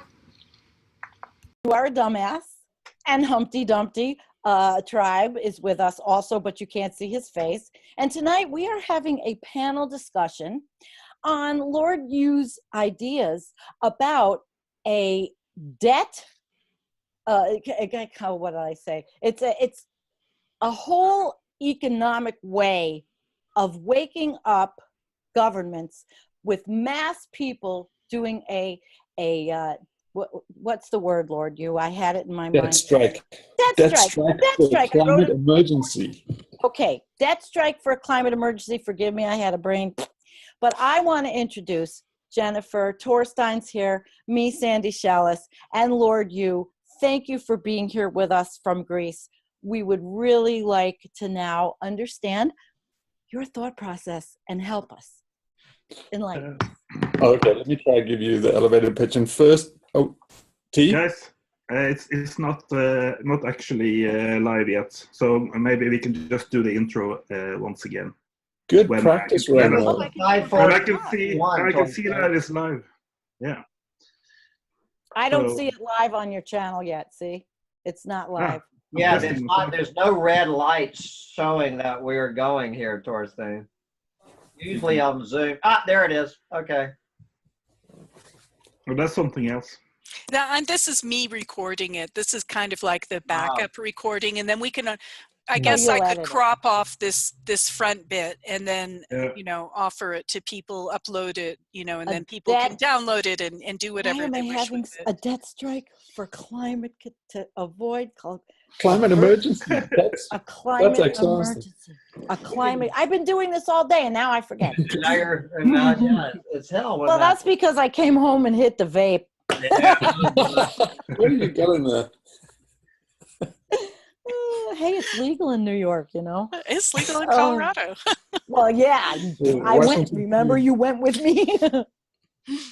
I want to come back to your house. Oh, yeah. We have to get together, do some stuff. So, Torstein, are you going to give us a 5, 4, 3, 2, 1 when we're really ready to begin? I can just show some side with my hands or something. I don't know. Yes, that's fine. If I say this, that is live, okay? Okay. 5, 4, 3, 2, 1. Yeah, Torsten does like some sort of magic thing, and then we'll all just animate I got to do ourselves. something with this goddamn bowl of soup, or it's gonna fall on my computer. All right. Okay. Well, I was out and I did a 22-hour fast today, so I can't break it. Well, I do intermittent fasting because I got to get rid of this body weight. I can't stand it. So I intermittent fast. I do keto, and I haven't had sugar since the end of February. In March, I haven't had any processed shit. I'm done. I eat vegetables. God, good fats. girl. Yeah, I got to. I mean, I'm in pain all the time, and I have to get rid of it because I put it all on after my surgery in 2015. And you know what? I don't like it. Ugh. Yeah. When you saw me, I looked all right. I don't look all right now. Well, it's interesting that you said keto, because everybody who looks super good these days is doing that keto diet. They just look vibrant and healthy and trim and, you know, not trim, but sucked in, you know, and I just bought a book about keto last night. I'm going to do it. I'm sick of it too. So well, you can be my keto buddy. Kind of like psycho team together on it. How's that? Would you like to? We should. And use the Sensa app that I use. I put every single thing that goes in my mouth. I put it in there, and I know my macronutrients. I've also been learning that for the last 2 months. You are the biggest geek. Yes. I know all about nutrition now too. Macronutrients, protein, fats, everything that goes into my body, because I can't work out like I used to. So I have to do this metabolically. You're right. And then you go into ketosis and you measure your blood with this thing, and you know you're spilling the ketones, which burns the fat. Oh. Guys. Good evening, everyone. I'm Sandy Schoelles from Environmental Coffee House, and we are probably live on Going South, which is Torstein Vidal's channel. We've got Jennifer with us. Jennifer Hines is with us, and the guest of honor, except we do have one person that you can't see, and that's Hambone Littletail. But the guest of, and Kevin from Bear News has joined us. This is wonderful. So we've got a full panel discussion with our guest of honor, Lord You Are a Dumbass, who came out of nowhere, essentially, but has educated a lot of us. And I've had a lot of effort into sharing who he is after Torstein shared with me. The man is a historian. He has a lot of interesting, compelling information. And the last thing that he was talking about was the debt strike to try to avert climate catastrophe if we can. So we assembled this cast of characters: Environmental Coffee House, Black Bear News, Going South, Jennifer Hines, to get out a discussion about whether this is something that's even viable. Can we do it? Can we get the buy-in of hundreds of thousands of people to realize that if we don't have much time? And from that, Lord, I'm going to give it to you. Okay, is anybody getting this echo? Because I'm getting a big feedback from somebody. Can everybody on the panel mute, or? We don't have much time. Is it me? And from that, Lord, I'm going to give it to you. Is anybody getting this echo? Because I'm getting a big feedback from somebody.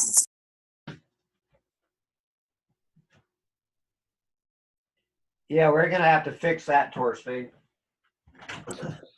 Okay, I'm gonna just have to talk over the echo, but it's really strange. Okay, so one of somebody amongst our party had this wacky idea of actually doing a debt strike for climate emergency.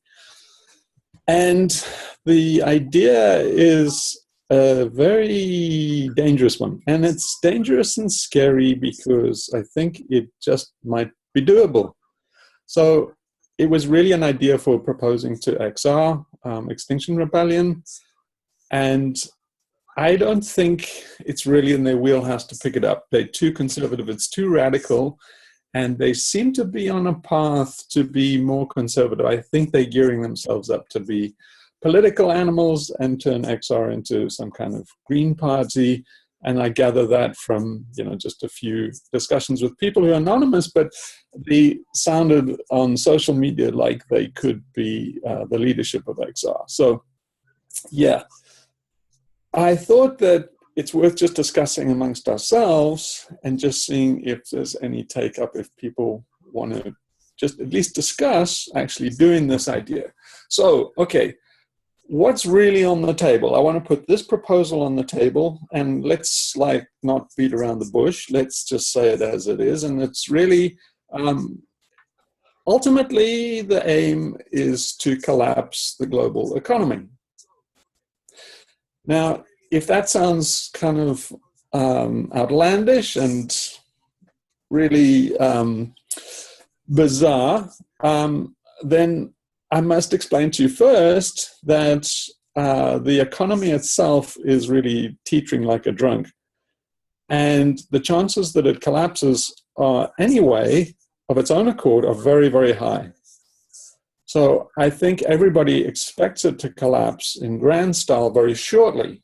Now, it could be induced, I think, with a debt strike, and the participation, I don't know how big it would have to be, and that's one of the research items if we choose to go forward with this crazy idea.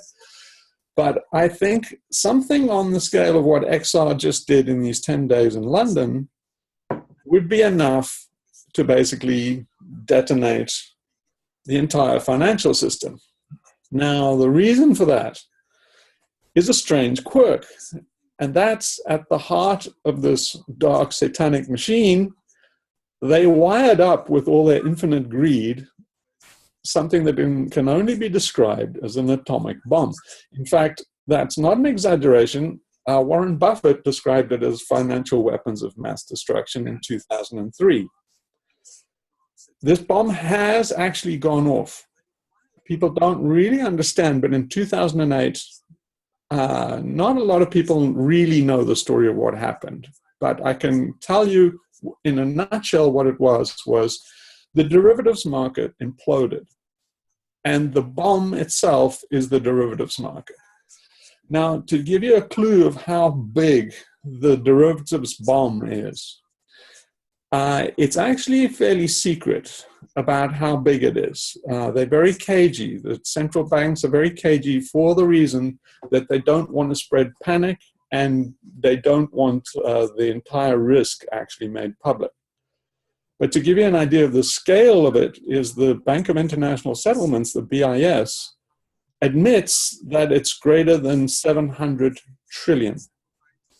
Now, to put that in perspective, the global economy, the entire GDP of this planet, is 70 trillion. So they admit that it's 10 times bigger than the GDP. Now, nobody believes that. Any serious economist will say it's at least 1.2 quadrillion to 1.5 quadrillion. Now, what the hell are derivatives? And I can tell you quite simply by an analogy. The derivatives market did not exist before liberalization in the 1980s. It's a demon that Reagan and Thatcher created. But when they got rid of Dodd-Frank and they unleashed financialization in the 80s, it launched the derivatives market, and it's entirely unregulated. Now, what derivatives are, think of it this way. Say, Tommy goes into a bar, has a few drinks, and can't pay. So he says to the barman, I can't pay for the drinks, but here's an IOU. The barman says, okay, Tommy, I trust you, and Tommy walks out of the bar.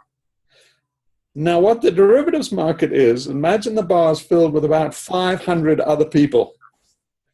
And immediately when Tommy walks out of the bar, they immediately start gambling with each other, doing side bets on whether Tommy will pay this IOU back. To give you an idea of why it's so vulnerable is because every time Tommy comes in and gets an IOU, gives an IOU for $1 to the barman, they immediately have side bets to the tune of about $30. So when you go out and buy a house, you get a mortgage-backed security, every dollar of that fixed assets has a minimum of 30, in some estimates 45. People then put side bets on whether you'll actually pay them back.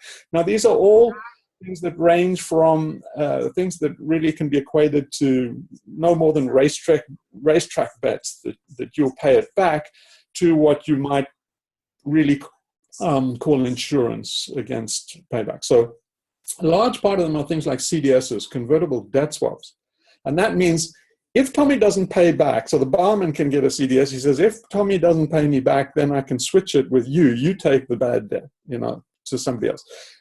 There are things like interest rate swaps, which are basically, say, Tommy put this bet in dollars, And if the dollar tanks, I'll switch to the yen.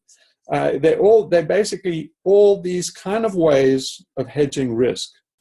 At the same time, creating this massive balloon of counterparty debt. So now, why did it implode? It imploded because they reached too far. They reached into the subprime mortgage debt. They're basically people that are not debt worthy. They extended trillions worth of debt to people to buy houses. And it imploded because basically they all turned toxic. They had a formula for working out the risk, and the formula didn't pan out because of why? Real world reasons. And basically theory does not translate to practice very often. And so that's what happened in this case, and that burnt the entire system down to the ground. Now, why didn't you hear about that, and why do we have an economy? Well, essentially, capitalism ended in 2008. They've covered it up, but what we've been in is a command economy since then. It's essentially a wartime economy. Just imagine we've gone to war, it's been Pearl Harbor, there's no longer competition or fair pricing, prices are set by diktat. Basically, food is rationed, money is rationed, everything is just fake. All the accounting is rationed, we're in wartime, and that's where we've been since 2008. What happened was the major thing they did was they simply suspended accounting rule 157C. And what that said was you have to mark all this bullshit to what its market value is. And that was a gap or general accounting principle. Now, they had to suspend that so that everybody could just cheat and say that all the stuff which was now worth zero, the market froze. 1.5 quadrillion market froze on one morning. And they just said, okay, all of us are broke across the board. What we'll do is we'll just suspend the accounting rules, and you can use any reasonable method of accounting to account for all this worthless paper that you now have. And so accountants in general did the easiest thing and say, well, we'll just say it's worth what we paid for it. Since there's no market, it's meaningless what you paid for it. But that's what we've done since 2008. Now, a lot of economists have come and said, you bastards in the banking regulation industry, you caused this whole debacle because we were running a very good crooked operation, cheating each other, and you forced us to do proper accounting. So accounting rule 157C only came out about 2 years, it came out about in 2006. So they said it was your bloody fault for making us account properly that caused this debacle. That's how bad this is. But anyway, the point is, everybody is broke. They bailed out people like people that were creditworthy in the major banks, people like Deutsche Bank, but all of them, there wasn't enough QE to bail them out. They've been zombies. All the banks in the world, all the big banks that matter, have been cadavers since 2008. The biggest offender of all is people like Deutsche Bank. Deutsche Bank is in half to the tune of $55 trillion. Now compare that to the German economy. The German economy, in total, the GDP is 1.2 trillion. So there is no way in hell that Deutsche Bank is viable or ever will be in the lifetime of this planet. But they threw Greece under the bus to cover that up, just so they could pay the interest on essentially 55 trillion. Okay, I hope I'm not going into too much depth here. I'm wondering if that's why nothing is.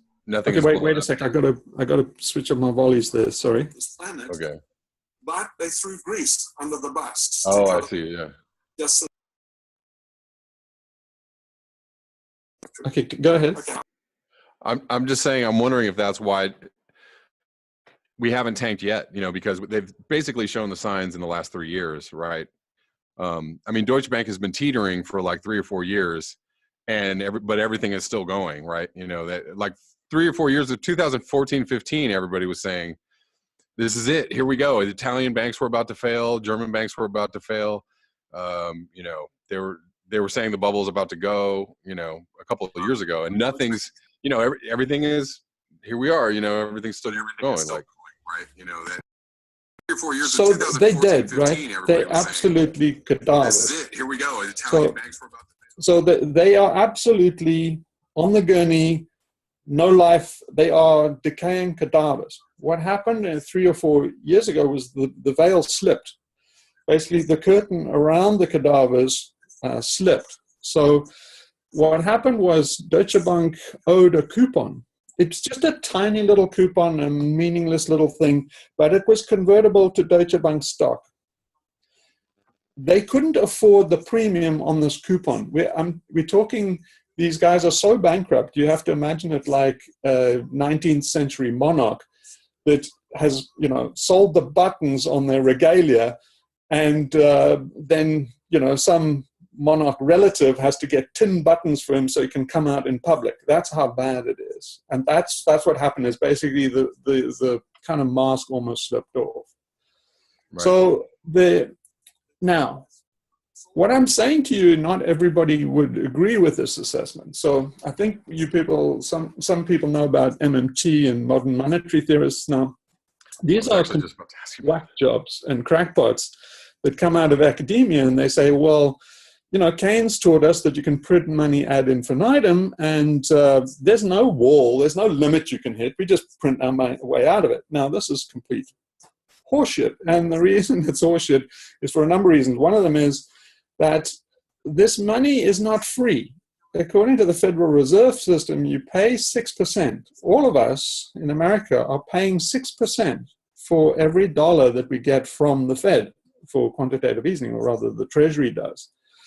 And so MMT theorists ignore that. They also ignore the fact that you cannot hide the fact that when they do quantitative easing, that money goes to the national debt. And the national debt can only get so big before credit rating in America itself will be downgraded.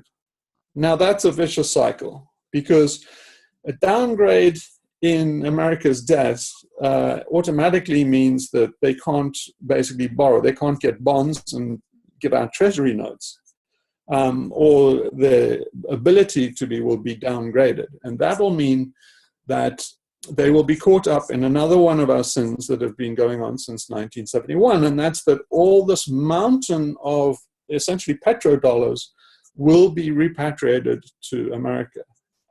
China owes about a quarter of all that America's debt. So the dominoes will fall. If America is downgraded, basically China will fall like a domino, and the rest of the world goes. So there's a lot riding on this little IOU of Tommy's. And they printed their way out with 3 series of quantitative easing since 2008. They can't do it again. They're out of ammo. They can't service the quantitative easing debt that they've got under the current system. And politically, it would be almost untenable for them to basically bail them out again. I mean, there's been too much exposure now. People like Yanis Varoufakis has written books, and there's no one in Greece that is under any doubt that they were deliberately thrown under the bus with 40 years of austerity, and people are suffering here, really suffering. And they're going to be suffering for another 40 years, even though they said, oh, Greece emerged from bankruptcy, it was just propaganda. It's they emerged from the term of a cover letter. They won't emerge from austerity for 2 generations. It's a crime of monumental proportion, because nobody here is in any doubt of the truth. And the truth was that the whole Greek scandal was just to funnel money secretly to Deutsche Bank so that they could keep afloat. Okay, so now that kind of thing is well known around the world. So it's not really possible to print their way out of this one, because also it's politically untenable, because I can't foresee them doing Occupy movement. Occupy movement was a failure. I think central bankers know that there's very likely blood on the streets if they do another Lehman-style bank bailout. Now, okay, that's some bunch of whack jobs, the MMT guys. There's another bunch of whack jobs. The economists will tell you, follow me. no, there's no risk. There's basically all the basically guys in the bar that have bets against each other. They all counterparties, and each counterparty has a counterparty risk, so they all net out to zero, therefore there's no risk.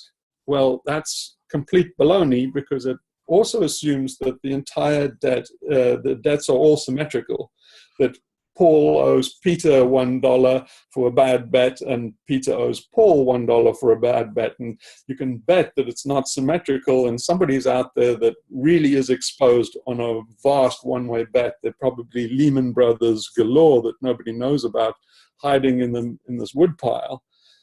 So that's a nonsense argument. The other argument is all one of these 500 bettors in the bar is actually broke themselves. So they have 1.5 quadrillion in bets, and they're actually penniless, a lot of them. So they have to, in practical terms, to settle the bets, the losers essentially have to come up with 750 trillion, and there isn't that amount of money in the universe. So it's a bogus argument to say there's no risk in the derivatives market. There's massive, massive risk. The question is, how far can they go papering it up? Now, their exposure is monumental on all fronts, because while they've been holding down the money at zero, made free money, it's allowed people like, basically private equity firms like KKR to do these massive raids. So there've been raids like, for example, Toys R Us. Toys R Us were decimated because private equity firms like KKR, they came in, they basically do a leverage buyout. They get money at 0%, because they're big borrowers. They go and buy a place like Toys R Us on leverage. They then load up the company with debt, take huge amounts in fees, then walk away, let the company collapse under that debt burden. And that's what happened to Toys R Us. Everybody else then went, oh, they can't compete with Amazon. No, they can't survive a bear raid is what happened. And that's what's been happening then. There have been bubbles blowing out everywhere. Everybody knows this can't continue. But now the proposal is we start a mass defaults on one of these classes of debt. And so the thing would be a popular debt strike on, I would choose somewhere like November the 5th. And then the aim is to deliberately collapse the economy. Now, why would you want to do something like that? Well, if you have a look at all the things that have worked to reduce CO2, of all the government policies, all the personal initiative, all the individual action, all the collective action, the state action, all the transfer of technologies to get onto LNG from coal and all these things, none of them have worked. Not a single one of them have had any impact on CO2 emissions. To date, you can fact check me on this, but as far as I know, there's only been one thing that reduced CO2 emissions, and that was the collapse in 2008. So when that happened, politicians claimed that it was because of all of the new policies, particularly switching to LNG, which was very convenient for them, natural gas. And particularly Obama claimed all the credit for basically reducing CO2. But he was soon exposed, and by 2010, studies were coming out showing that, no, it had nothing to do with the government policies. It was entirely the slowdown, the economic slowdown. Now, the slowdown was immense. It was about 11 to 12% reduction in CO2, which almost exactly matched the slowdown in the economy. And it was conclusively proved that when the economy picked up, CO2 emissions picked up, absolutely correlated in lockstep. So it is a point of fact that the only thing that stops CO2 emissions is a collapse in the economy.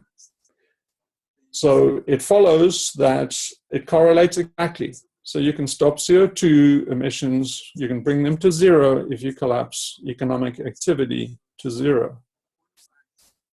Okay. And I have one question, if you don't mind. Can you hear me? I'm getting this massive echo, so I'll try hear you. Because there's a lag. Everybody's hearing us later. My only thing is with this is, and it's fascinating since I have been reading and studying about this, is then the personal responsibility and buy-in of a large enough population of people globally that would do this to have it actually happen. I mean, there's, you know, you make a choice of personal, you just say, okay, I'm done and I'm going to do this, but that's your personal finances, your life. And maybe you could help us a little bit understand the individual and how this would work for the individual. Okay, I just figured out the source of the echo. I had the YouTube thing on in the background, so thank God for that. Okay, 30 lashes with a wet noodle. So for the person, so you were saying, for, you know, could it be an individual action to do it?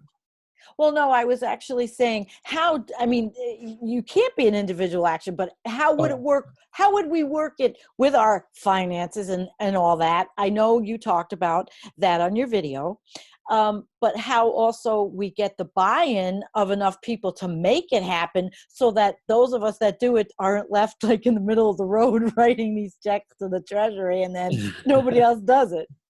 Okay, so I would propose that we do something like this as a game plan. The first thing I would put at the top of the agenda that we need to look at and discuss is the McPherson paradox and allay fears that we would lose the global dimming effect. So that deserves some discussion. Then I would suggest that we proceed on to, if we still like what we're hearing, we proceed on to the next stage. And that the next stage would be to do due diligence on all this stuff. And I would propose we do that by having a short list of heavy hitters and celebs, you know, that we, you know, cordially invite to be on our channels. And we draw up a list, we share them amongst the channels, and then through collective action, we basically hound these people till it's easier to have an interview to get rid of us. You know, the kind of guys I'm thinking are people like David Graeber, who wrote Debt the First 2,000 Years. He's one of the people that started Occupy. And he's proposed in his book for a debt jubilee. So yeah, he's a fellow anarchist. I don't know him personally. Then there are people like Max Kaiser and Stacey Herbert who've been saying, you know, basically this is Armageddon is coming, financially speaking and climatologically speaking, and they were tremendous sources. There are people like Nassim Taleb, you know, who wrote The Black Swan, and he, you know, this is up his, this is in his wheelhouse too. Also tipping effects and things like Surowiecki, and wrote books like The Wisdom of Crowds and things like that. That kind of collective action of crowds. There's also the guy who did, I can't remember his name now, but the guy who started the Pirate Party. He did exactly this kind of launch, and he has a playbook on actually how to do it. So I was just halfway through reading that. Maybe Torstein knows about that. Do you know about the Pirate Party, Torstein? Sweden. Hello? Can you hear me? Yeah. Okay. Yeah, is that the guy called Domscheit or something? I don't know. Let me see. I think I can quickly look up his name. He's called... but maybe I can do a little catching up. Okay, wait, I'm 2 seconds away from his name. It is Rick Folkvinger. Okay. In Sweden, yeah. Folkvinger. But Lord Hugh, there are some important things that we need to consider here. The first of them is like, of course, Extinction Rebellion, the stuff they did in London was just amazing. And even though it was amazing, it was, in a way, the easy part.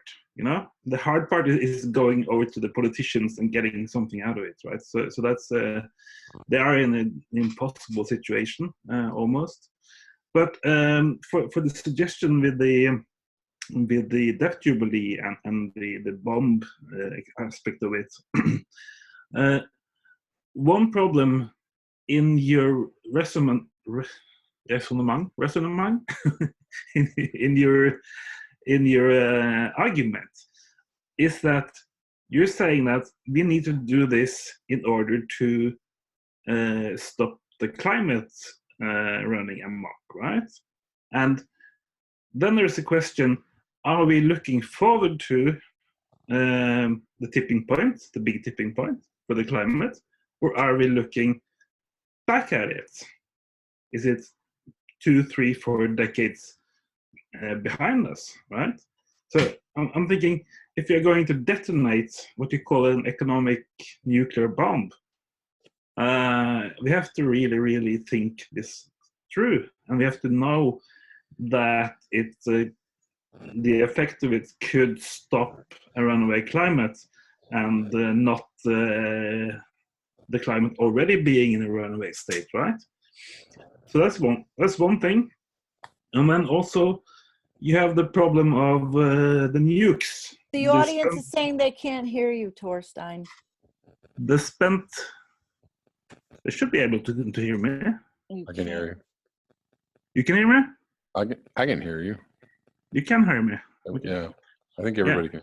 Oh. Yeah. I can hear you fine. The spent fuel rods. We have 400 nuclear power stations that are maybe going to go belly up if you have an economic collapse. So I think we should do as the Cure did when they came to Roskilde in 2000 and then into 2001, to say that we have some unfinished business here, because we are going to leave this planet without a civilization in a number of years anyway, whatever we do. And I think that we as humans, we have unfinished business. And I'm talking with a professor called Sid Smith, and I've suggested that maybe what we have to do before we can really enjoy the end, which he talks about, is that we have to rocket all the nuclear waste into space. I just watched his video. I just watched his video tonight. So I just watched the video a few hours ago. So yeah, I was impressed. Yeah, these are the kind of points that I would put next after the McPherson paradox. Is this ethically what we want to do?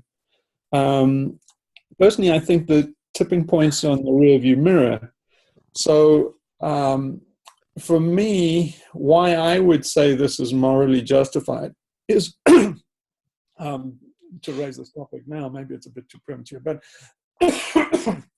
I would say that it's going to happen anyway. And so it would be a kind of vehicle to start discussing. I mean, financial meltdown is going to happen anyway.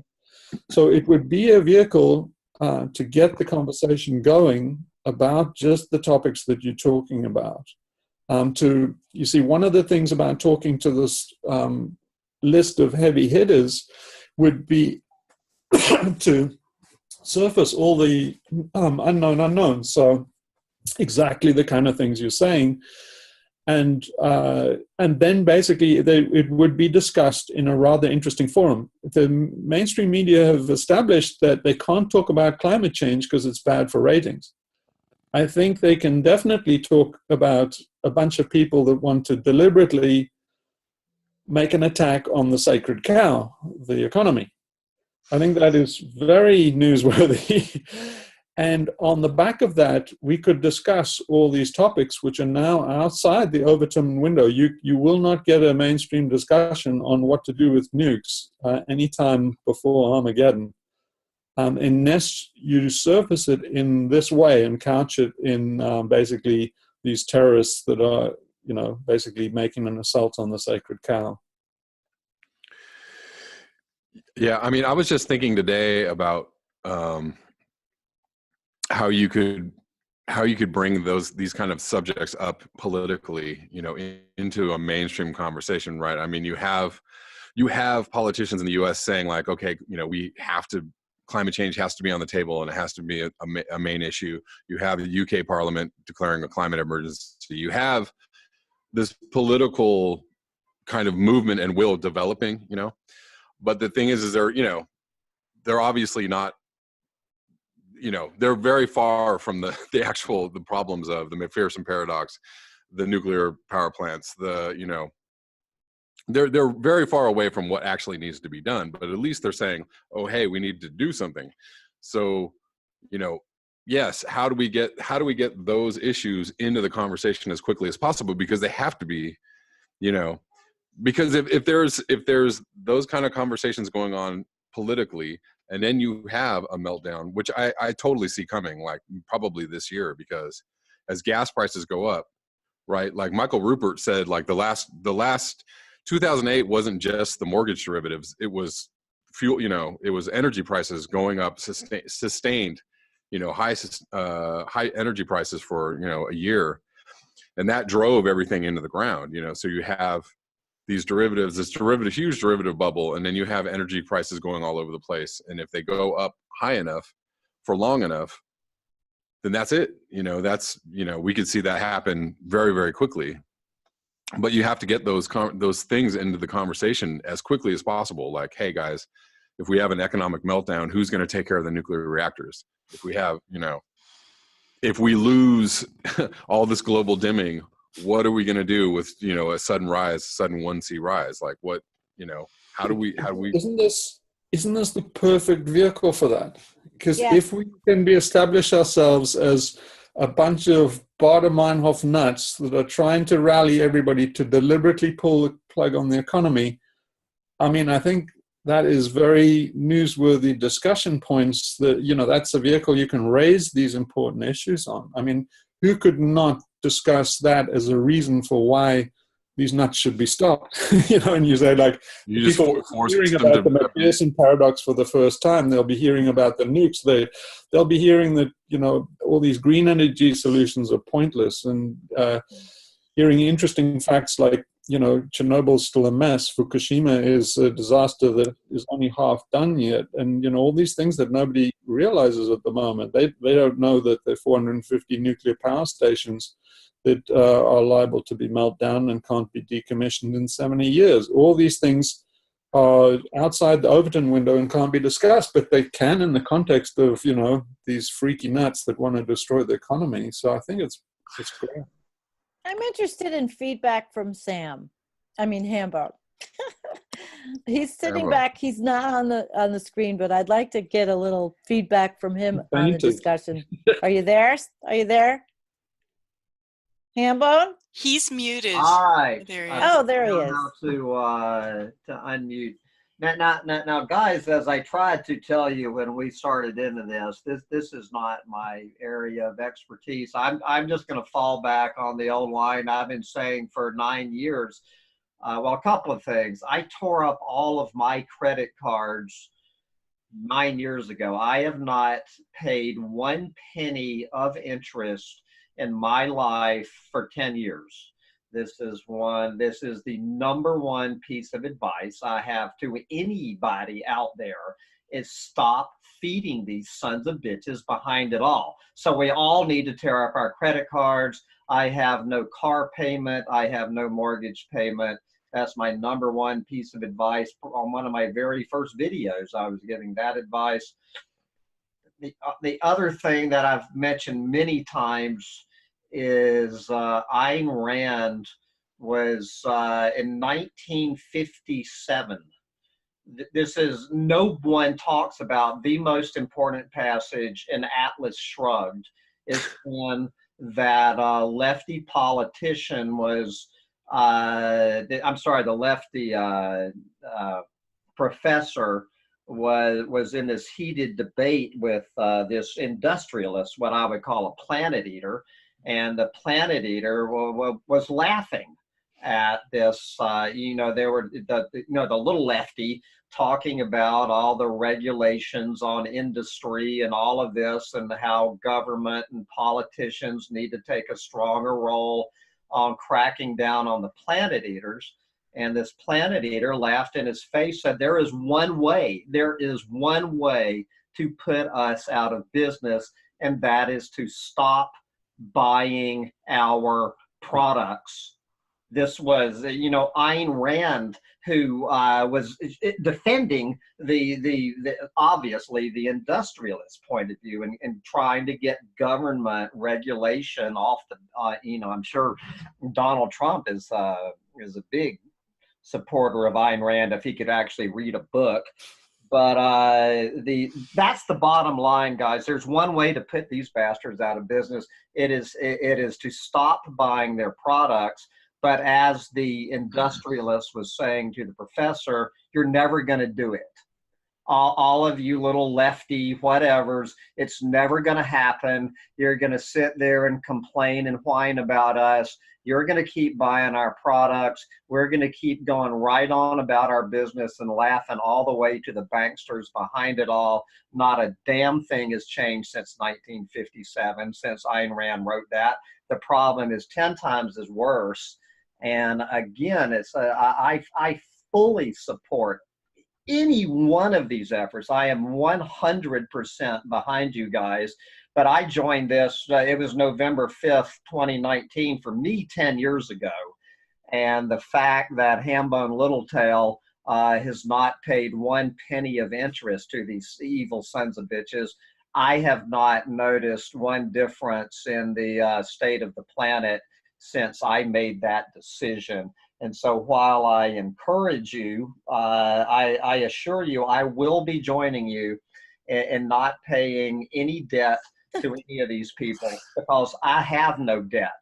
I have zero debt in my life. I have had zero debt in my life for 10 years. And that's really all I have to add. This is one of the few times that I can actually say, do as I do. So Hambone, it's kind of more than that. It's what it really is an intervention so on other people's crack habit. So in other words, to do this action properly, you would have to really go up and get, up to the hilt in debt, and then default on November the 5th. The idea is that you seize up the credit markets. So the effects of that is people won't have the ability to emit CO2 because they won't have the ability to get credit. All the CO2 is emitted on credit. So you would basically, what you're really doing is eroding confidence in the market. So there's risk in the market, and they can quantify that risk. What this is doing is creating uncertainty, and that freezes the market. There wouldn't be a debtor left because there wouldn't be any creditors. Now, one of the major creditors in all of this, or major would-be debtors, is Xi Jinping. He wants to basically save China or preserve his neck by keeping China growing at about 6%. He can only do that with a massive tranche of borrowing, and that's what China is about to do. There's no way they could do it if the credit market was illiquid. So it's a question of basically destroying the crack market. It's not, your example is staying off crack. What we're proposing here is destroying confidence in the crack market. So basically the tables are overturned and everybody vacates the crack market. I 100% support you on this effort, whether it's going to penetrate the juggernaut or not. I have my doubts. I don't know how I personally can be part of this. I cannot get the credit to buy a big pen on layaway at Walmart right now. I let my credit rating go. So I will not be borrowing any money what about the other fifth or ever again as long as I live. Nobody it would be fool enough to now 10 years ago I could have borrowed $1 million and run it up. Okay, so this is not really about individual action for us. For us, it's about basically agitprop. So for us, it's basically getting interview candidates, raising the possibility that this will happen. This is not something it's not something that the people in this forum are going to lay their credit rating on the line for. We would be in the business of exploring it as an idea and then promoting the idea as far as possible. So it doesn't require action on our part. It just means that we would have to interview people, explore the idea, publicize the idea. And so so I think the way we would interview is with a list of people that we divide amongst all the channels, and then we divvy the people that will be interviewed up. I don't think they're not in a position to actually endorse something like this, but what we would want out of them to quantify the size of how big this action would be, exactly how many participants, and to surface unknown unknowns. Now, and it would target the banks, the banksters, the big banks, would it not? Is that what you were? Well, okay, so this is what I'd say is that the smart way is to, I think, and this is all for due diligence and research, but I think what you'd do is you'd take certain types of debt first. So I would say that you would start off with student loans, credit card debt, and medical bills. And those would be the first things you start with. And the reason is there's a broad age demographic in those. If you student loans are ripe to go anyway, because students know that they've been suckered, and they know that unless they're in a STEM job, they're going to go out with 30K of debt after their graduation, and they're going to go out into unemployment, and their credit rating's going to be screwed anyway. So they're primed to default. In a lot of ways, what we're doing here is giving people the right to default with dignity. The credit card debt is, you've got to imagine single parents and moms out there that are going to default anyway. And then the medical bills are basically the senior generation. So if you can get a cross-generational consensus that this has to happen, it's going to happen anyway. So, you are getting people that would default because they're under duress. And you're just saying to them, now we're giving you default with dignity. Now you can do it as a social justice warrior, and not as some American loser that's fallen in the gutter, which is what people feel about themselves. So it's a psychological thing as well. And the one thing about this is, yes, it's a psychological thing, but you start giving up or trying to get people to buy in on, okay, default on your student loan, just don't pay it, and then you have other assets or whatever. How is somebody who really wants to make a difference not or supposed to live or not be totally frightened, so that we can get the momentum going and saying there's power in numbers? How do you do that? So it's the collective action problem, and it's the classic problem that all activists have, is that we know that we can beat the grasshoppers if all the ants will step forward. The question is, no one wants to step forward in case nobody else comes with them. So that's the collective action problem, and it's the classic problem that is all revolutionaries have had to face. Now, this is slightly different for the collective action problem, because it's the threat alone can destabilize the markets. So if you pick a date out far enough, like November the 5th, and then what you do is, I think, okay, if we had a no-go decision after we've interviewed and done due diligence with all these celebrities, then I think what we'd do is we would get cells, so sort of like cells of, like the Pirate Party. You get cells of 7 people, 1 leader, 1 deputy. what would happen is you try and get those cells to metastasize, but in essence, they would have Tupperware parties where you would get buy-in and you'd get people to pledge that they would default on their debt, on this date. Or you can have, like in the 80s when they had, after the good times ended in the 80s, people had credit card cutting parties where they take all their friends to the bar, run up their last bill on the credit card, and then cut the credit card up. And so these things you would basically, if you can't pay your debts, you would have one of these parties. You would write a letter of intent to your creditor and say that on November the 5th you intend to default. And then, by the way, to just give you an idea of how bad it is to actually do this letter of intent, I'm not sure, I have to be fact-checked on the legality, but if you send your creditor a letter of intent and say that I'm going to default on some distant date like the November the 5th, your creditor is pretty much screwed. Imagine if a guy who's a parasite living off all these people, and all the hosts that he's living off send him a letter of intent saying they're going to default on November the 5th. He can't do anything about it. You have to fact check me there on my law. But I think in most states in America, he wouldn't be able to get any more credit, because basically it would be fraud if he's got a letter of intent saying that he's going to get a default on that date. But he wouldn't be able to do anything to the debtor until they fell behind. So they would be roundly screwed for months. And basically that's at the expense of a letter.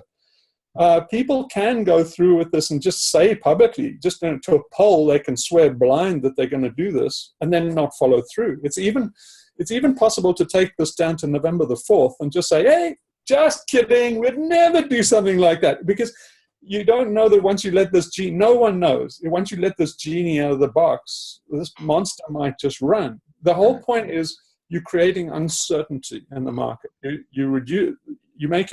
can't price uncertainty.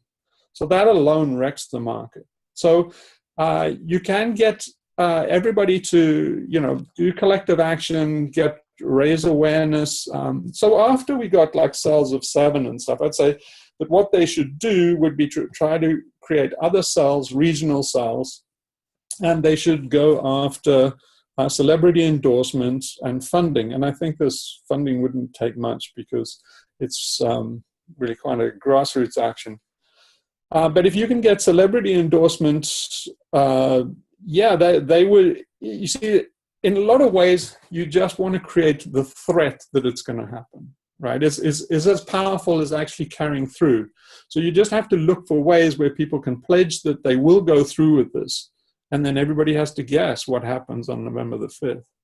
Except that we've made this video and now those people might even be. No, they can watch this video. Everything I've said. If you were a bankster, you know exactly what I've said, and you still can't tell, right? If people answer a poll, if you educate people to say, whatever you're going to do on November the 5th, say you will default, it's as good as defaulting. Now, nobody can with confidence come back and say, yeah, by our estimates, we think that, 50% of these people are jokers, take that to the bank and see what happens. If it looks like there's going to be a general default on November the 5th, I can tell you by October, the markets will implode. Kevin, what do you think? Well, I like this idea in general, and I like specifically the letter of intent. Like that to me seems like something that's very simple that people can do, and it doesn't involve going to court, and doesn't involve it's, if you can get a bunch of people to do this all at once, I like that. I think it can be effective. And I just want to say very quickly, I don't have a lot of time because I have to make dinner for my daughter.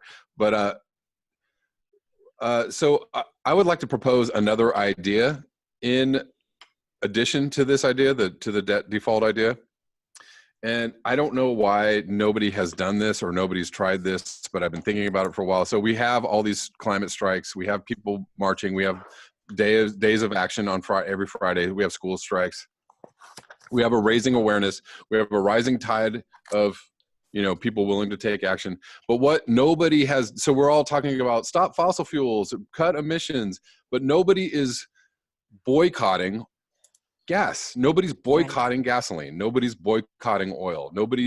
And I understand how difficult it is to do that because people have to go to work or people have to, but what I'm saying is if you could coordinate an oil strike or a gasoline strike in conjunction with these school strikes or with other protests around climate change, it's a very simple, you know what I mean? Like, gas, we got to stop burning fossil fuels. So let's not buy gas on this day. Let's hit the pockets of the oil companies, right? We just pick a day. It could be every Friday or every Sunday. We have just a general gas strike. And the oil companies would know on this day that they'd be losing revenue. And that would also shake financially. That would really, if it hurt them financially enough, if you had enough people globally doing this, they would be losing enough money to create, you would create problems in the market from that as well. So I'm not saying doing this instead of, I'm saying in addition to the debt default idea, which I really like. But I'm actually contemplating starting a fossil fuel strike, like just have a Facebook page like fossil fuel strike and just hammer it along and do it along in conjunction with the school strike. And that is a financial blow to the entire system. And it would probably, I don't know. Great warm up. It's a great warm up for, debt default. And also would raise awareness, et cetera. So but I like this idea. I like what you're presenting. And I just want to present that idea as well. I would like to put some momentum behind that. And I will, I'll be letting people know when that happens. But awesome. If Work with us.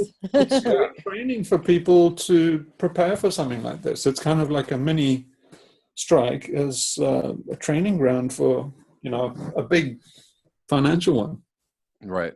And if we can do, if you can get enough of these pillars of contention in society, we're not going to do this, we're not playing the game anymore, right? We're not going to buy the fossil fuels, we're not going to pay our debts, we're not going to, vote of no confidence in the industrial civilization as it is, and then you can find other ways to do this. You'd have shopping strikes. You can have, whatever. You can have. I think the idea of debt jubilee has been out there for a while. So, if you raise awareness around a debt jubilee or debt, just taking people out of the debt system, I think. You have people who have been talking for a long time about not paying income taxes. I was just talking to a friend who he doesn't register his car. There's actually there's some kind of legality around you don't actually have to register your vehicle in the United States, but they make you do it. They scare you into doing it. But there's a legal loophole, and I was like, oh my God, if you got a bunch of people to stop registering their cars, you would take out a lot of revenue.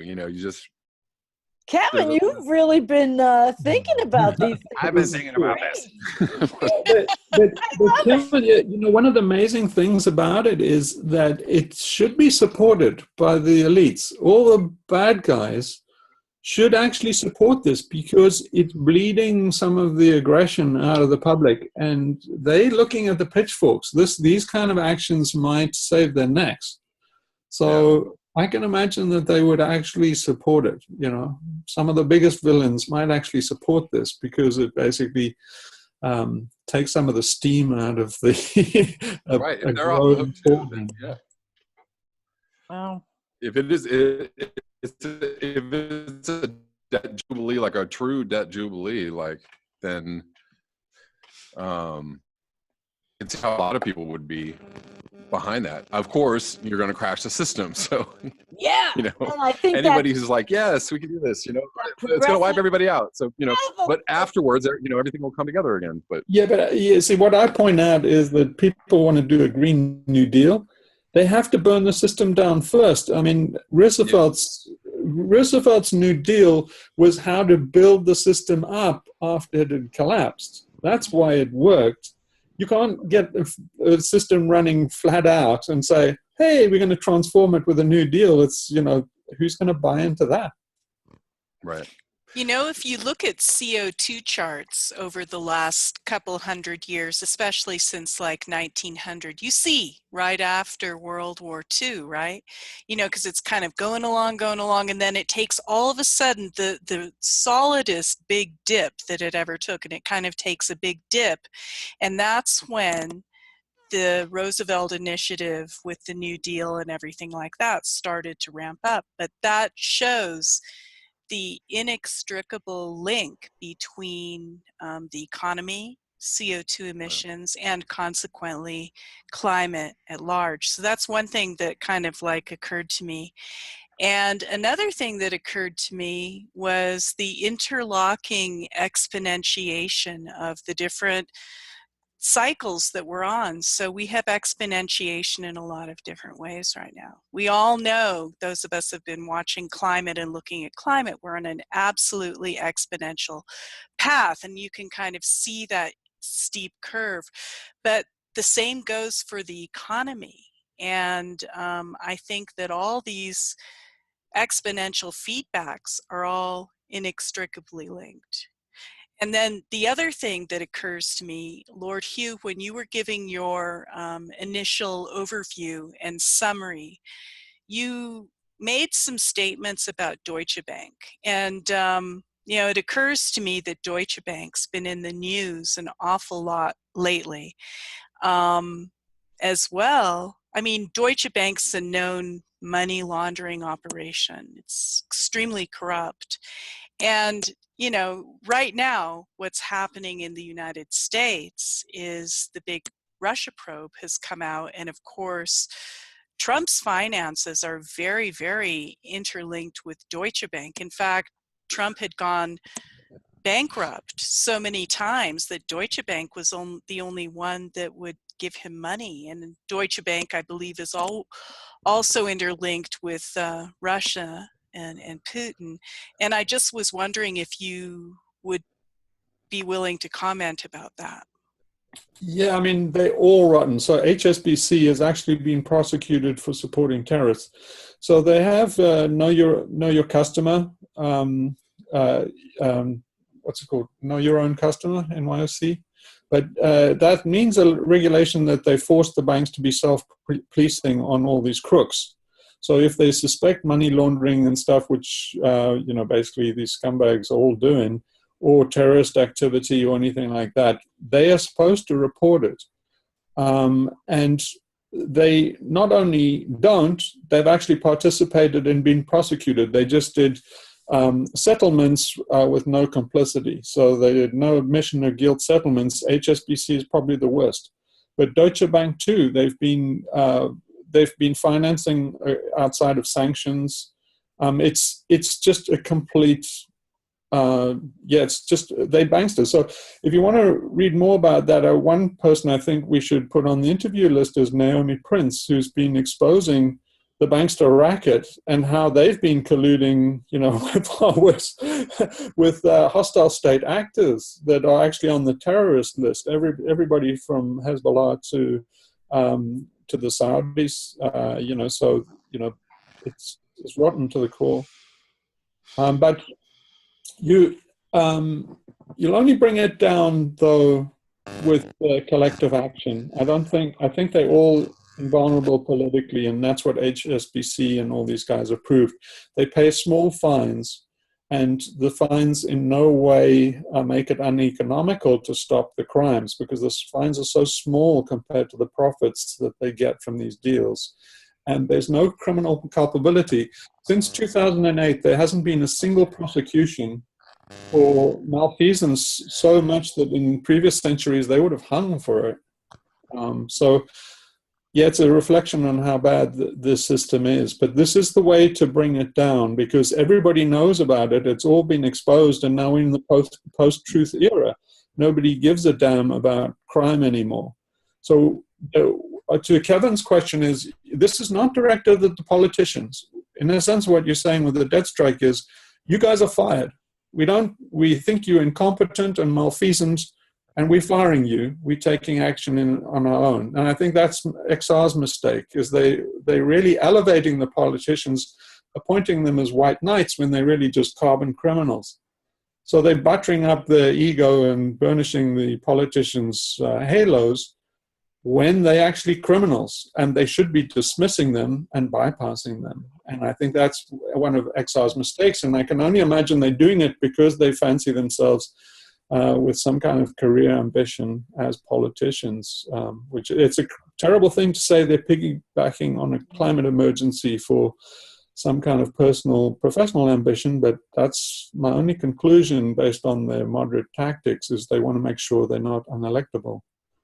You really think yeah, so? I mean, rather than appealing to them, you know, I totally get that. Like, I think you have to suck the energy out of the system in the way, you know, and that's why I was proposing some kind of like strike or boycott, general boycott, because you suck, you know, you start collapsing the system. You start, just like Hambone was talking about, you stop buying their shit. You stop, you know, and I don't see boycotts being done at, you know, very rarely. There's Sean King has done some boycotts. He's a Black Lives Matter activist, but you know, he's the only person I've seen organizing boycotts in the last 10, 20, 30 years. Like, it's just something that people don't engage in, and it's really damaging. It's very damaging to the system.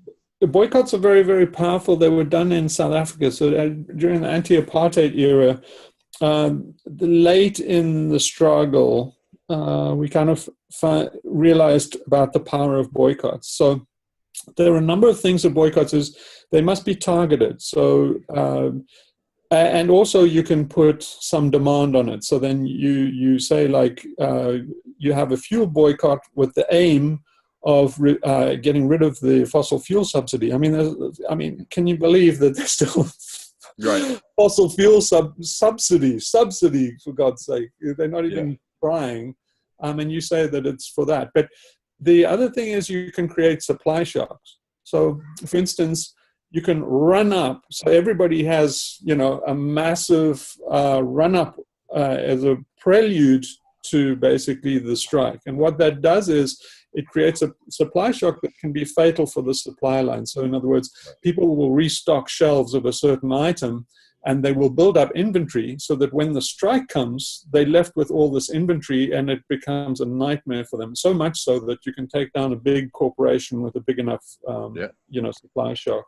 Yeah. But as the protest gets more and more sophisticated, you can start doing these things. But the thing about boycotts, they are enforceable because you can basically have social action against scabs and blacklegs. But it got nasty in South Africa. It got to the point where people that shopped on the shopping days, they would be forced to, you know, say drink products that they bought at the supermarket, from bleach to, you know, washing powder, and that they were force-fed them. And so it can get brutal, but the point remains is you can do everything from social shaming to all the way to tire burning people for being scabs.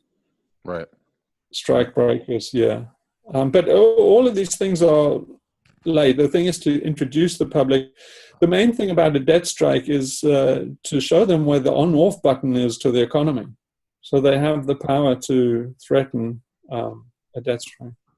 Yeah. But anyway, I think at this point we should discuss what we should do next. I mean, I would propose that we get this list together. We will pitch in with a pool of interview candidates, and then we figure out a way of divvying them up. I mean, that's where I'd like to go next. Is everybody up for this? And take a temperature check at this point? Okay, well, I'll speak first about up to it. I would like to be. I'm not making guarantees as far as how much I can participate at this moment with physical issues, but I think that starting online, a boycott type of thing, Kevin, with all of our channels, everybody's voice, you know, start with something small to roll up to the letter of intent to default day in November.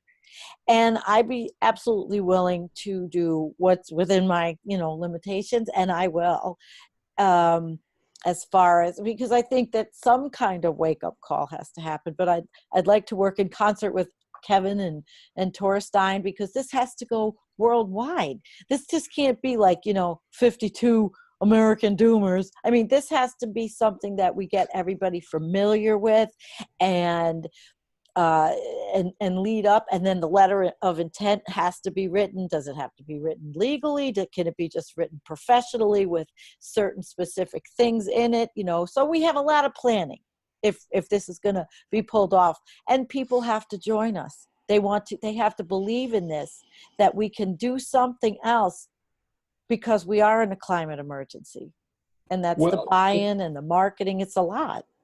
Well, I think at this stage we're still just chatting. So we just in due diligence, and I really like the idea of due diligence by talking to these personalities, because there's some fascinating interview subjects. This is new stuff. I haven't heard any stuff like this, and you know, it's like Torsten was saying. On the back of this, you can introduce some very fringe subjects that should be mainstream, and they just not. And you know, I would love to hear what somebody like Yanis Varoufakis would say about, you know, the McPherson paradox. I bet your ass he's never heard of it, and it would, you know, he's got real clout. Yeah, I did have a small email exchange with him, but and not enough to warrant an interview and stuff. I'm not really in contact with him, but I just give that to you as, especially, I think everybody on this channel could have some phenomenally interesting interviews, and so it's very low commitment. Scientists? We need to get scientists on board. Well, how do we physically assemble this list, and how do we divvy it up? Well, Lord, Hugh, just so you know, I mean, getting the people to interview is 90% of the work. The interview is, at least on Collapse Chronicle, that's the fun part. I have a fellow down in Brazil who helps me with this. It's unbelievable what it takes to just the amount of work. I mean, I am all ears, but I admit this is a little, you know, I'm fully going to admit this is a little bit out of my league, and I'm not going to be running in the circles where the people who could talk to me intelligently about this are going to come across my radar in my regular life. You are very welcome. I am always encouraging people to send me. So if you can send me some ideas, but I you know, I'm afraid I'm not going to be able to generate. I will be. But you can talk about it.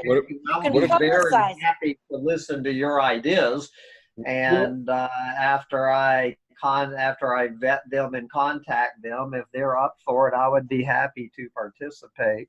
Would it work if we came up with a list and then just try and solicit them through collective action? So we get, you know, everybody involved to try and guilt, persuade, pressure them. and we can also like do it, document the pressure, like Michael Moore style, right? Like Roger and I, like trying to get in touch with these people. Maybe we don't get in touch with them, but it's like we tried to call them, we tried to email them, we tried to go to their building, we tried to hound them, and they're, you know, this is what they said. Well, you know. Well, Michael Moore's coming from an adversarial position usually, Kevin, which is fine. But I'm saying is like we can kind of shame them. We can shame them a little bit if they're not going to get into it. You know, we and can Kevin, say like, you have musical connections. You have LA connections. Yeah. Jennifer has connections in the science community. Torstein has connections all over the world. So I suppose if we do sit down and make our own lists, at least to start, I guess it could. What do you think about pooling the lists? And then we take them one, we say, you know, this is, divvy them up somehow. We say, this is Sandy's preferred interview candidate. Then we all collectively try and get their attention just by weight of numbers. Because we're all small fry, and these guys, I mean, the guys I would like to have on my list are probably we're punching out of our league by a long shot. But I think they could be pressured to do it if there are enough people and enough channel. So if there's a big enough base and it looks like it's popular enough, I think that we could possibly get their attention. Would we have any printed media to proliferate? I mean, would somebody be responsible for writing our mission statement or something? Are we going to go? I think we're just putting a toe in the water now. I mean, really what I would think, since these people can't probably really afford to endorse such a radical action as we're proposing, I would say that what we're doing is due diligence to decide just how big a movement would have to be to achieve the result of, basically a collapse of the derivatives market through default. So that and finding all the unknown gotchas. But I think that's all the commitment is at this point. It might be nice to have something up on Reddit or something so we could actually coordinate just hounding these people, just recruiting them for interviews. Hey guys, really good for an audit trail. Yeah. I apologize. I have to go. I apologize, but I want to continue the discussion, and I think a Reddit idea is, Reddit thread is a good idea, but I have to go right now. So. Thank you for the discussion. And thank you for your contribution. Keep up the good fight, brother. Thank you for coming. Great suggestions. Yeah, so, one of the things that I think would be valuable is if we kept a very public record of everything we did, even if it doesn't go very far with us, it is basically basically a body of research for other people who want to try this can learn from what we do, as long as we make our strategies public and everything we do as public as possible and record it via a Reddit list. Is that what you're saying? So we set up a list. I read it. I like Reddit. I don't know what everybody else feels. I mean, what does the audience feel? I mean, can we ask? Yeah, that's where I usually get the majority of my ideas come from my own listeners. They are the sources for people writing in and asking me to please interview this person. That is the number one way that I find my interviewees. But I admit that this is a little bit of an esoteric topic, and I don't think that either one of my channels is going to be flooded with recommendations from my listeners about this. But again, brother, I am all ears, and so if you want any names you come up with, I mean, that is as long as they pass my muster, and then I get the second opinion from my fellow in Brazil. As long as we are both for it, I'm happy to do it, and that's really. What channels do your viewers use to recommend people or request? Well, mostly Collapsed Chronicles. Now I run all my interviews on both of my channels, on Collapsed Chronicles and Humpty Dumpty Tribe, but they are originally aired on Collapsed Chronicles. And how do they communicate with you? Through the comment section, or do they send you emails, or both? Either just through public comments on the page or private emails. I get both. Yeah. So where can we have a place that has a good record? I mean, Reddit makes sense to me because we can have a poll at the end of it to say. Yeah, Torstein's already got it set up. It's our collapse on Reddit, and we'll all join it and get in. And everybody that's watching this can get in on it, and we can have a lot of voices in conversation all together. That's and another excellent place is LinkedIn, believe it or not. No, I don't want to use LinkedIn. Oh, no, I don't like LinkedIn. It's too corporate. No friggin' way am I using LinkedIn. Nope. Yeah, nope. I'd hate LinkedIn. You would be shocked, Sandy, how many doomers are going in on LinkedIn. Yeah, but that's a professional site, and I don't want to do that. But I don't think a lot of us would want to. Well, Jennifer, what do you think of all this? For me, to be honest with you, it's it's a big thing to take on board, and it's difficult because I've been very committed to my finances and, you know, leading a responsible life, you know, and being independent and successful and all things like that. And it's a hard idea for me to take on board. And that's okay. There's a lot of us that feel that way. I mean, we have a lot to lose, but just what Lord you said about threatening with a letter of intent type of thing could be just what we need to start with. Yeah, nobody knows whether you carry through with this or not, right? No. It's really about activism. I wouldn't ask for personal commitment from anybody to carry through with this. Yeah, well. That the quote threatening or the Michael Moore adversarial position is not my MO at all. It's a letter of intent. It's an invitation to be interviewed, and as much as I would like to get in screaming matches with half of my guests, I mean, I'm going to approach it from a very polite and I'm not going to come at it from an adversarial position. Well, that wasn't really the way a letter of intent would be. It would be a professionally written letter just stating fact. This is my letter of intent.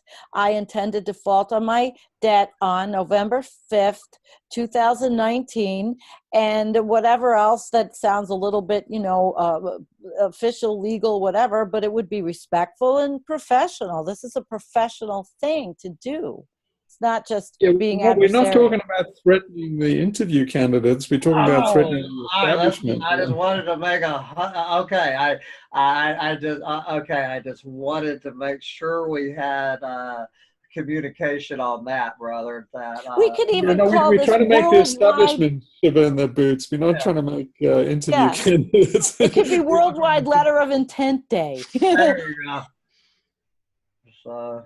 We don't want to, as I say, y'all can keep me in the loop, but I'm going to sound somewhat like Jennifer that I have got so much on my plate, and so do we all. So that's why we're just fleshing it out. I am glad to be of assistance, but I'm not going to commit to being really proactive. I'm glad to join you, but you guys are going to have to do the legwork and then bring me in as a comrade. I'm glad to join from that perspective. That works. I mean, it's whatever amount of commitment you want works with this because it's really flexible. We could bring the indigenous communities in. I think they might be interested in this because they're in a lot of actions. Yeah, I got a comment on my video from somebody that I asked her if she would be an interview candidate because she was straight out of that fight. Liz Gilbert? Yeah, that's right. Yeah. Yeah, we're all in the same circles. We all know each other. Yeah, so she said some amazing stuff. I think that would definitely be it because I think that there are a lot of people, you know, basically on the forefront of this debt war.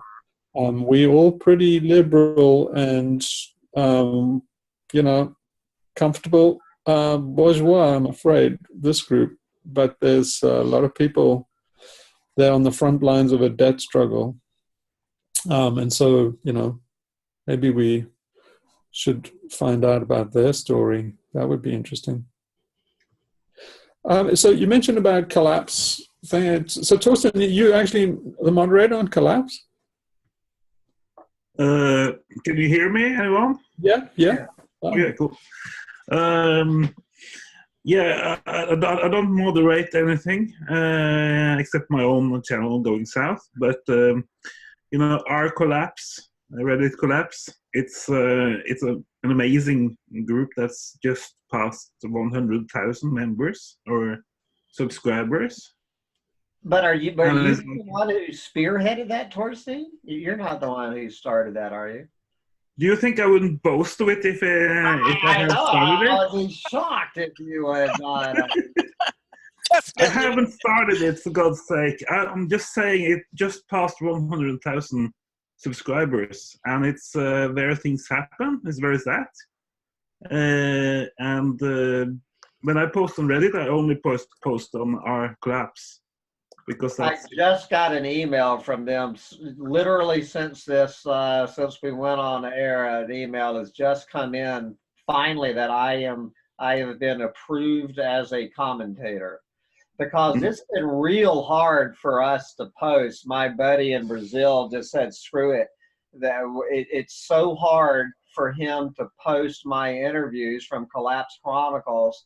He just said he's not willing to do the job. It's such a hassle to post an interview. I'm a complete Luddite. I think I ran you an email. I would absolutely love you to take on the task of posting, even if you want to rip them and put them on your channel and post them from your channel. I just want them up there, and they're not getting posted because I don't know how to do it. And my buddy in Brazil, he knows how to do it, but he says for how much hassle it is, he's not willing to. So I wish they could make it easier to post things on there. It is damn easy. It's the easiest thing since sliced bread. You just have to learn it. It takes two seconds to learn it. Well, you should see me try to slice bread. I cannot slice bread. You know. That's the thing about sliced bread is already sliced in the shop. Anyway, I'm not posting. I would love to starting a technical conversation with. Anyway, well, this is getting beyond the purview of our conversation. But anyone who wants to post my interviews on Reddit Collapse, by all means, the job is available. Okay, we got one tech support job going. Do we have any votes for what forum we manage this in? And is anybody up for this? I don't know about managing, but I will join the Reddit Collapse that Torstein was talking about, even though nobody could hear him except us. And then maybe everyone else will come on board. And that's already an established group with like zillions of people. So we could join in with this video as the introduction to us. What do you think, Torstein? Just go yes or no, because nobody can hear you.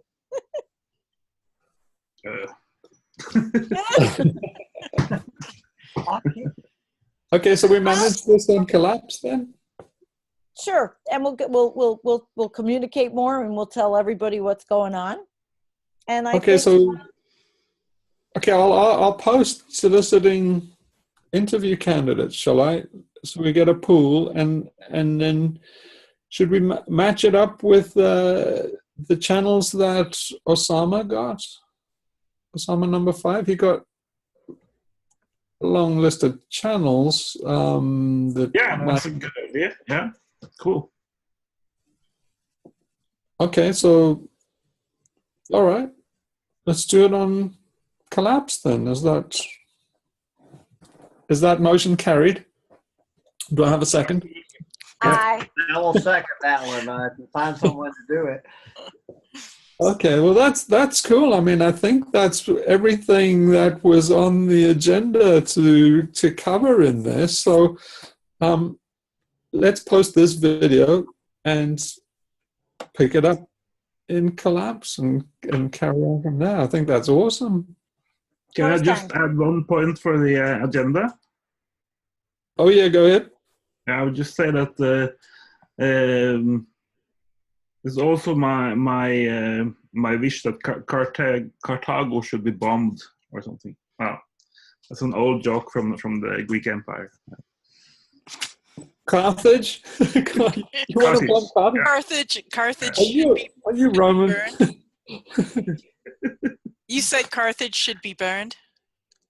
Bombed. No, it's just a Roman joke. But can I finish with my ethical thought? I wish people could hear you. Yeah, they can. No, the thing is, there's a difference between just leaning back and watching the world burn, and actually going in and making it collapse. by our own will or our own concerted actions. And it's at least to me, who studied philosophy and ethics and bioethics at university, it's like it gets complicated because every time you want to do something good, hundreds of bad things happen. It's the same with the geoengineering. If you spray sulfur in the atmosphere, tons of fish will die in the rivers and everything. And it's sort of, if you are going to do something beyond just threatening to default debts, right? If you're going to actually do it and actually collapse the economic systems, we have to think about all these domino effects, follow-on effects with like nuclear power stations going belly up and all of that. And I'm just thinking about people closest to me and my old family and everything. I feel I can't sort of take responsibility for furthering the collapse or putting it closer in time than it would otherwise be. So I think it's a lot of things we have to discuss here. I mentioned earlier that there's a question whether the ice tipping point already happened, like in the 70s or 60s. So if this idea to default the debts is only meant to prevent the tipping point from being reached, then it's a no-go, and it's a no-starter, right?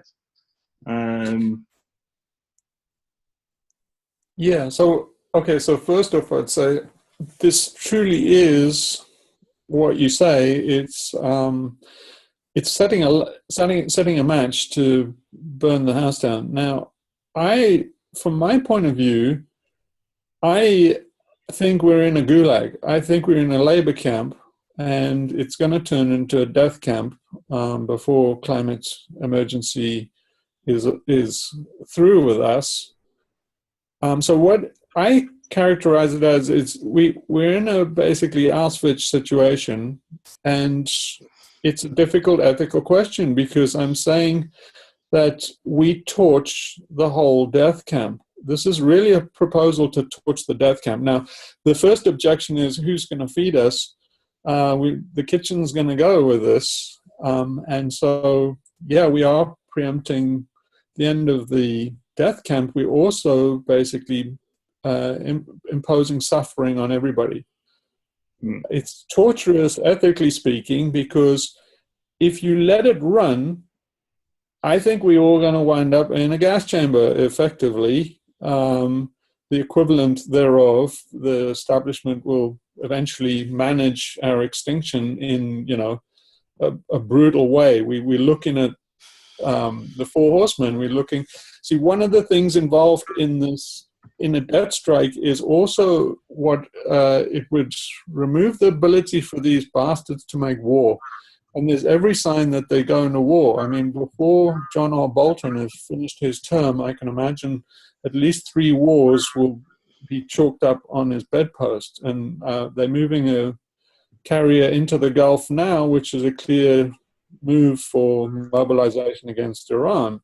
So I think Iran, Venezuela, and China are slated for war. We're moving towards war with them.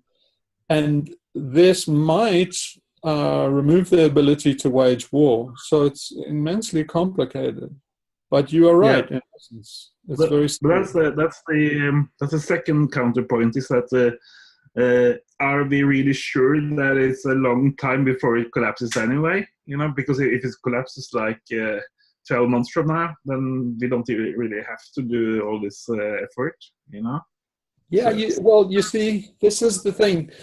I make the point that it is preparation. So in my view, okay, this is where I'm at. I think we passed the tipping points. For me, this is psychologically important. For one thing, to prepare people so that basically when the shock happens, you can blunt the shock.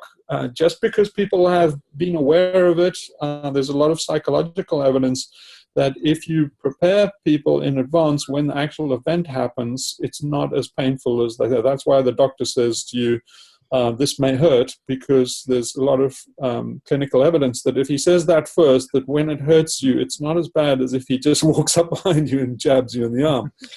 We're about to get a jab in the arm that humanity's never had before. So the argument is that if people know about it in advance, and hence the discussion of what we're opening up a discussion and trying to open up, make it as mainstream and wide as possible, that creates awareness, which reduces pain.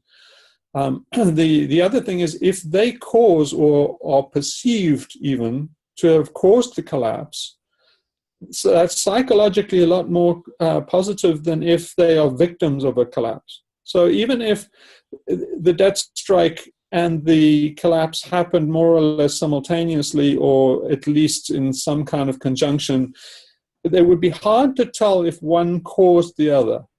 I imagine that kind of thing would be hotly debated. But you can imagine it in terms of the conservative and the mainstream media dialogue, because it would be, was the ship so rotten that it sank, or was it the bastards, the torpedo that sank it? But either way, you're over the climate change denial stage by far, just by the fact that you forced them into that conversation.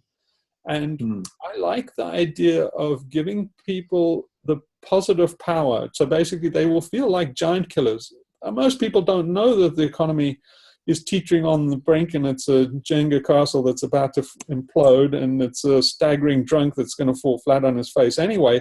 So they will feel that by a collective action, they knocked over this giant. They will feel like Jack the Giant Killer. And I think that prepares them well for the next stage, where we're going to have to get resilience into the system. There are other things like the mass production and mass distribution food system. And essentially, people don't realize that behind all these brands on the shelf, there are only 5 centralized food companies. So from a food security point of view, we're in a dismal state, and we should be, basically localizing crops and getting rid of mass agriculture.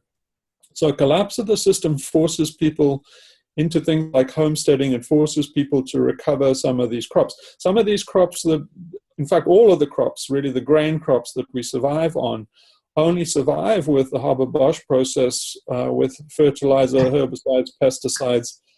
They are a tool of industrialization. They're inseparable from a mass production system.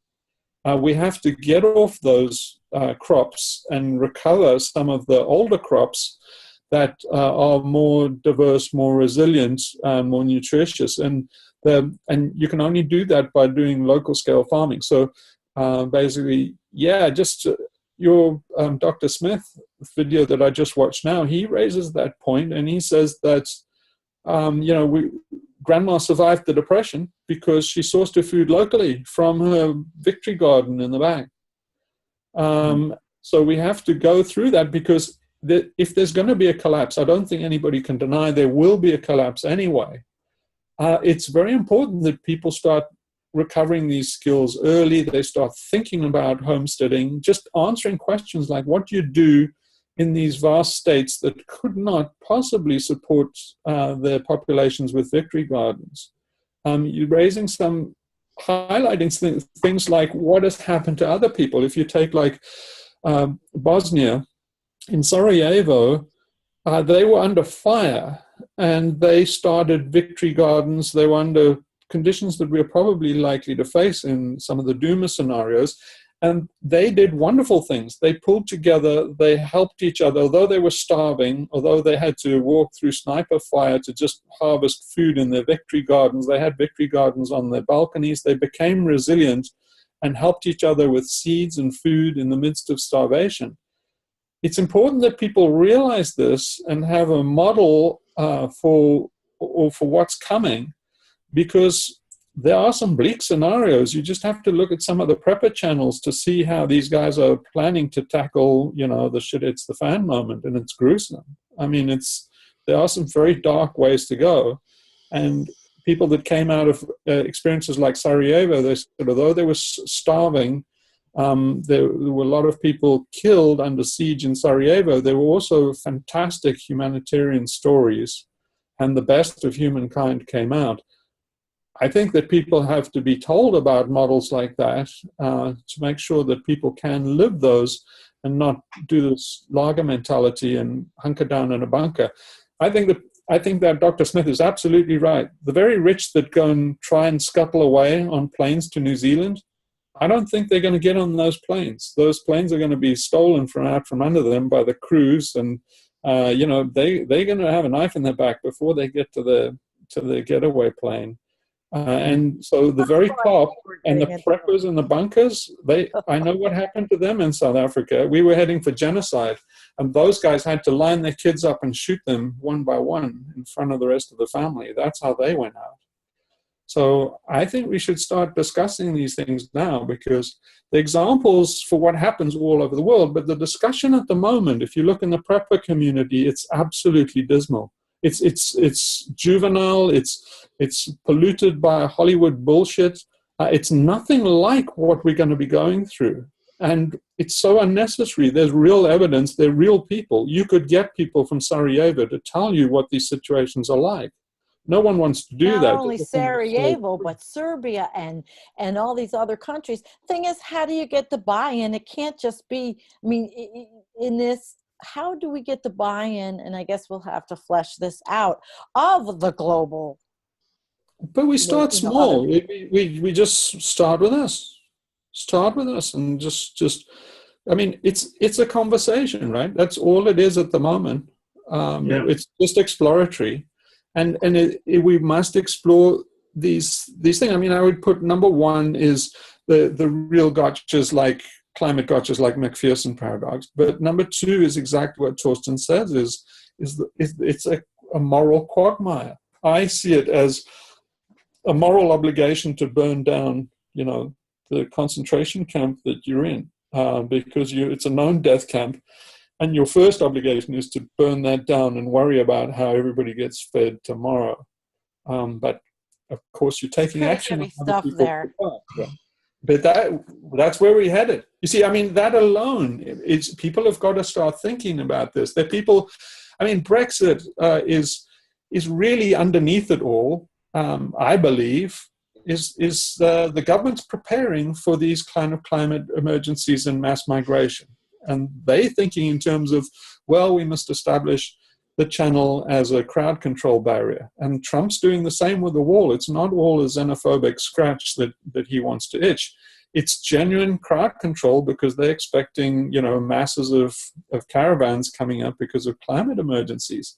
And I'm seeing them preparing for these kind of events. And people should be asking questions like, maybe you're being a little bit arrogant. Britain doesn't support itself. About half its food is coming from imports.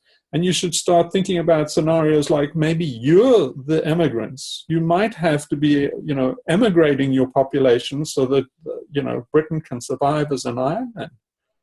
It's kind of arrogant to think the pound's going to be able to support everybody and the food system's going to collapse and they will still be feeding, 60 million people in Britain. Those people might have to be exported to Canada. They might be the refugees. So I don't know. I mean, I think all these topics should be discussed at this point. And although there's so many doomers around, nobody's discussing the really hard shit. But I mean, who on this channel denies that we're not going to see something like Sarajevo in our lifetime? Mm-hmm. Live through it. Does anybody want to pledge that? Okay, I don't know. I see what I see when I go to city and driving through areas where the trees are dying, and I see nothing changing in the covering up of every single green space possible with concrete and buildings. I don't see anything that is remotely showing me that there's any kind of change in the capitalist industrial civilization we live in. So I think we know that it's safe to say it's one of these situations where for certain what happens. You know that there's collapse. It has to come because this cannot go on. What we don't know is when. But I'm saying, man, we should be having these conversations, shouldn't we? They're hard, but I mean, it's like, come on, Grandma, you know you stage 4 cancer. What do you want to do about the house and the cat? You know, it's these hard conversations, right? Can I suggest Jennifer is making a recording of this whole talk, and that's the only recording where people can hear me talk. So that's right. It's the only decent recording, actually. So can I suggest that you get Jennifer's version by email or something, and then somebody uploads it and posts it on Reddit Collapse. Is that a good idea? Because then we can start this conversation in the Reddit milieu by having this video. Is that? Great suggestion. Mm-hmm. Well, I'll be uploading this to G Drive, and I'll just send you guys the link on the same email that I sent you the invite. Yeah. Great. I'll probably be keeping this version or the version that I'm streaming now as well, because that goes automatic, and I will get. I'm imagining I will get a lot of views on that version, even though people can't hear. Well, everybody wishes they could hear you. Words of wisdom. I've been trying to type out what you've been saying. Huh? I've been trying to type out what you've been saying. Yeah, I tried to help them as well, but now my phone has gone dead. No battery. Well, so, then yeah. Perhaps we have accomplished what we set out to do for this evening, and we should bid everybody adieu and thank Sam and Kevin, who had to leave, and Torstein and Jennifer for setting this whole thing up, and Lord, you for being this inspirational brain that popped in out of nowhere but got us all very much involved in some different kind of thinking and strategy than we had been before. I'm so pleased how it's come out. I mean, I think we covered so much. And we might be pilloried for I might be pilloried for some of the stuff I've said, but I don't know. I mean, I think some people are in a rut in the Doomer community, and they're looking for an advance in the conversation, and I think this is it, isn't it? Yeah. Yeah. Jen? Let's hope so. Yeah, well, it's definitely new territory, and more than anything, it's putting together so many more dots. You know, it's joining in the economy with abrupt climate change and with CO2 and the relationships intertwined between all of them. And it's irrevocable, and it's sad, and I always have such mixed feelings having these conversations. It's enlightening and sad and difficult all at the same time. But that's why we also have support, and we have those people out there that are developing all the support networks for this community. So avail yourself. Absolutely. You're not alone. You're not alone. We're all here together, aren't we? Yeah, this is how I think we develop support. Yeah. Can we have the last word from Hambone? Or has he fallen asleep? Hambone, you still there? My last word, as always, keep up the good fight and get out there and enjoy it while you still can. Absolutely. Okay. I don't know what else to say. When you boil it all down, that is all that's left to say. Keep up the good fight and get out there and enjoy it while you still can. Thanks, guys. Smoke them if you got them. There's that too. Peace, everybody. Let's go. Thanks for coming. Okay. Bye, guys. Thanks again. The climate right now is no warmer than it's been many times throughout history. Our baseline is now the lowest that carbon dioxide has been in 600 million years. As far as temperature change, The IPCC's first report of 1992 showed that the medieval warm period was warmer than the present. Well, this didn't fit the narrative, so by the time the 1996 report came out, it was a completely contrived graph called the hockey stick. So what they did was they got rid of the medieval warm period and the Little Ice Age, and so instead of the graph doing this, they flattened it out, and then they added instrumental record on the end that looks like it's going way up. The point is that the people that are calling them out on it are not getting the media coverage. You know, because look, at this point there's billions of dollars going into the whole climate change narrative. And so because of Andrew Glickson, we definitely decided we were going to bring you this guy. Oh my God. Oh my God. Let me make sure. What have we here, Sandy? We have as a science a CO2 denier, actually. Oh, really? Oh, we do. We have a guy that some of you know. The climate right now is no warmer than it's been many times throughout history.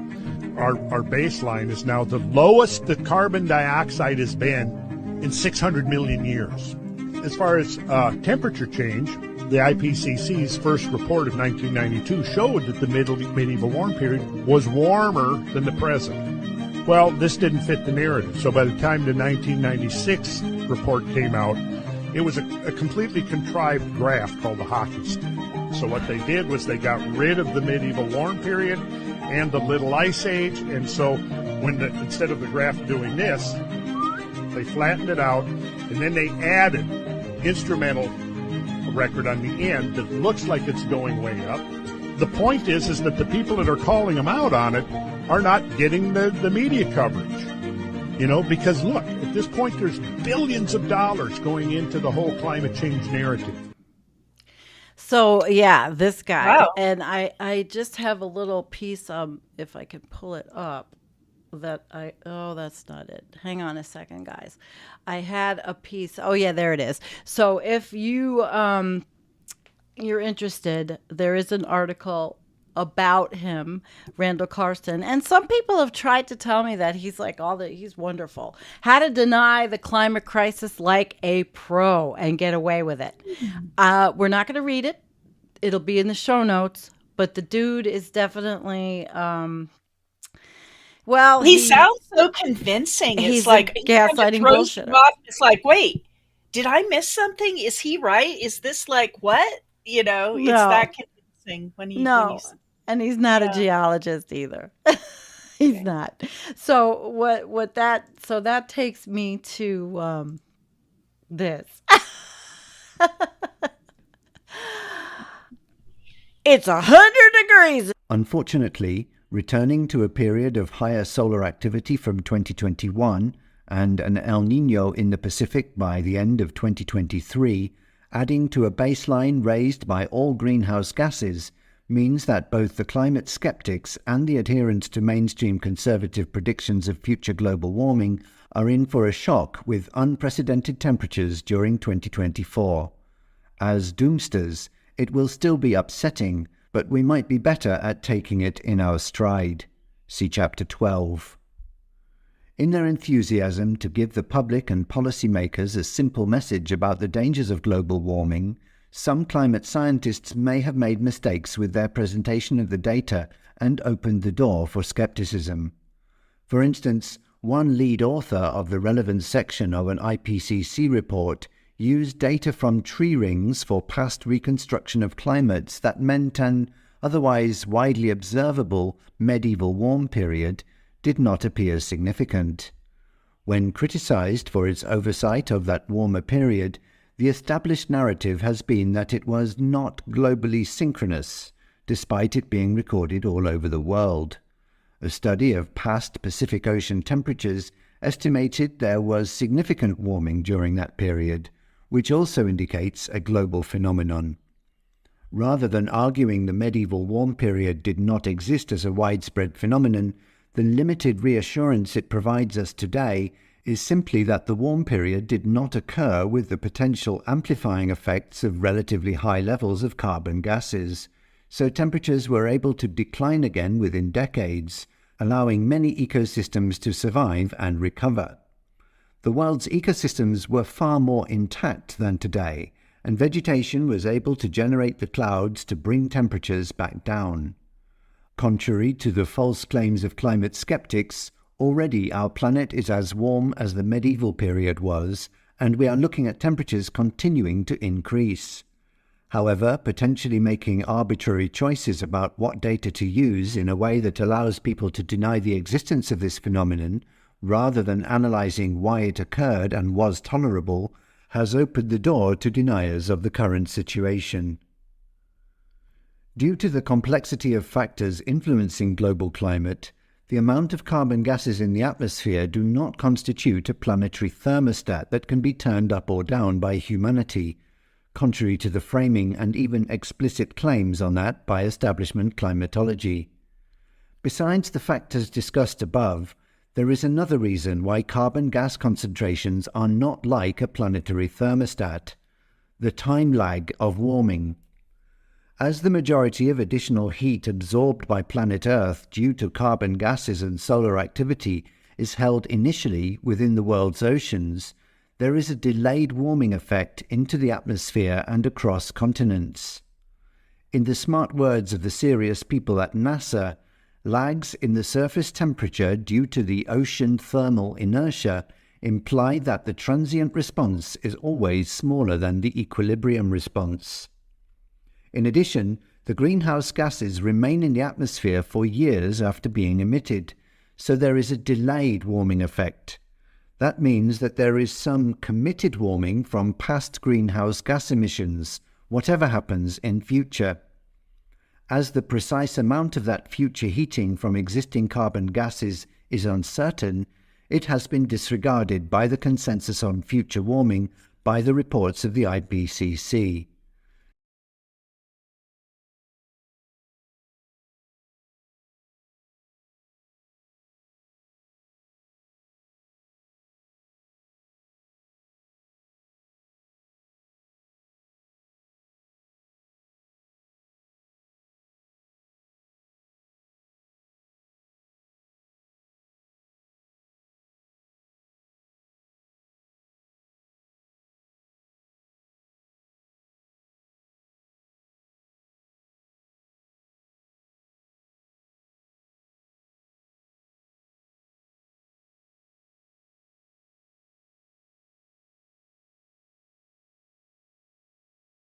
The climate right now is no warmer than it's been many times throughout history. Our baseline is now the lowest that carbon dioxide has been in 600 million years. As far as temperature change, the IPCC's first report of 1992 showed that the medieval warm period was warmer than the present.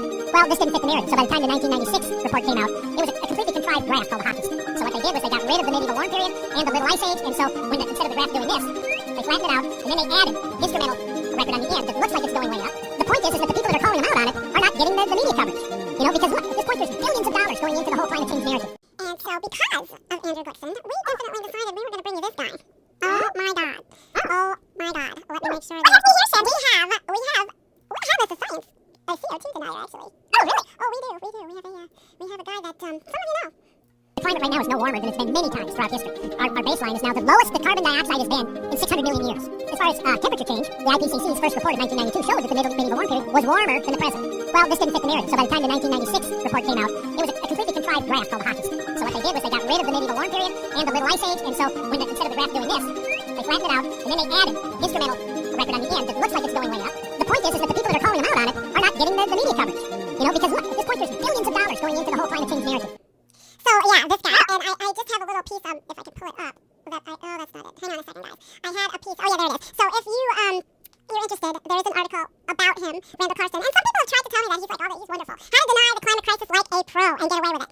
We're not going to read it. It'll be in the show notes, but the dude is definitely, well, he sounds so convincing. He's like, yeah, it's like, wait, did I miss something? Is he right? Is this like, what? You know, no, and he's not a geologist either. He's not. So that takes me to, this. It's 100 degrees Unfortunately, returning to a period of higher solar activity from 2021 and an El Nino in the Pacific by the end of 2023, adding to a baseline raised by all greenhouse gases, means that both the climate skeptics and the adherents to mainstream conservative predictions of future global warming are in for a shock with unprecedented temperatures during 2024. As doomsters, it will still be upsetting, but we might be better at taking it in our stride. See Chapter 12. In their enthusiasm to give the public and policymakers a simple message about the dangers of global warming, some climate scientists may have made mistakes with their presentation of the data and opened the door for skepticism. For instance, one lead author of the relevant section of an IPCC report used data from tree rings for past reconstruction of climates that meant an otherwise widely observable medieval warm period did not appear significant. When criticised for its oversight of that warmer period, the established narrative has been that it was not globally synchronous, despite it being recorded all over the world. A study of past Pacific Ocean temperatures estimated there was significant warming during that period, which also indicates a global phenomenon. Rather than arguing the medieval warm period did not exist as a widespread phenomenon, the limited reassurance it provides us today is simply that the warm period did not occur with the potential amplifying effects of relatively high levels of carbon gases, so temperatures were able to decline again within decades, allowing many ecosystems to survive and recover. The world's ecosystems were far more intact than today, and vegetation was able to generate the clouds to bring temperatures back down. Contrary to the false claims of climate skeptics, already our planet is as warm as the medieval period was, and we are looking at temperatures continuing to increase.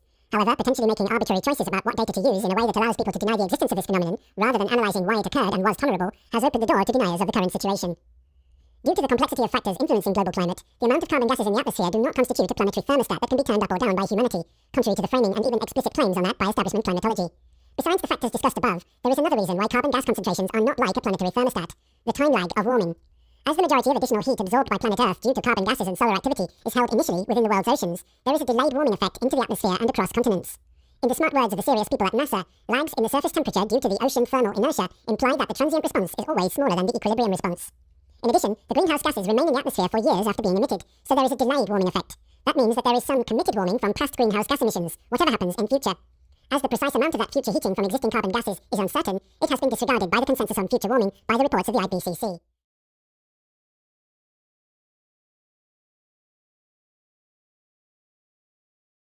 The climate right now is no warmer than it's been many times throughout history.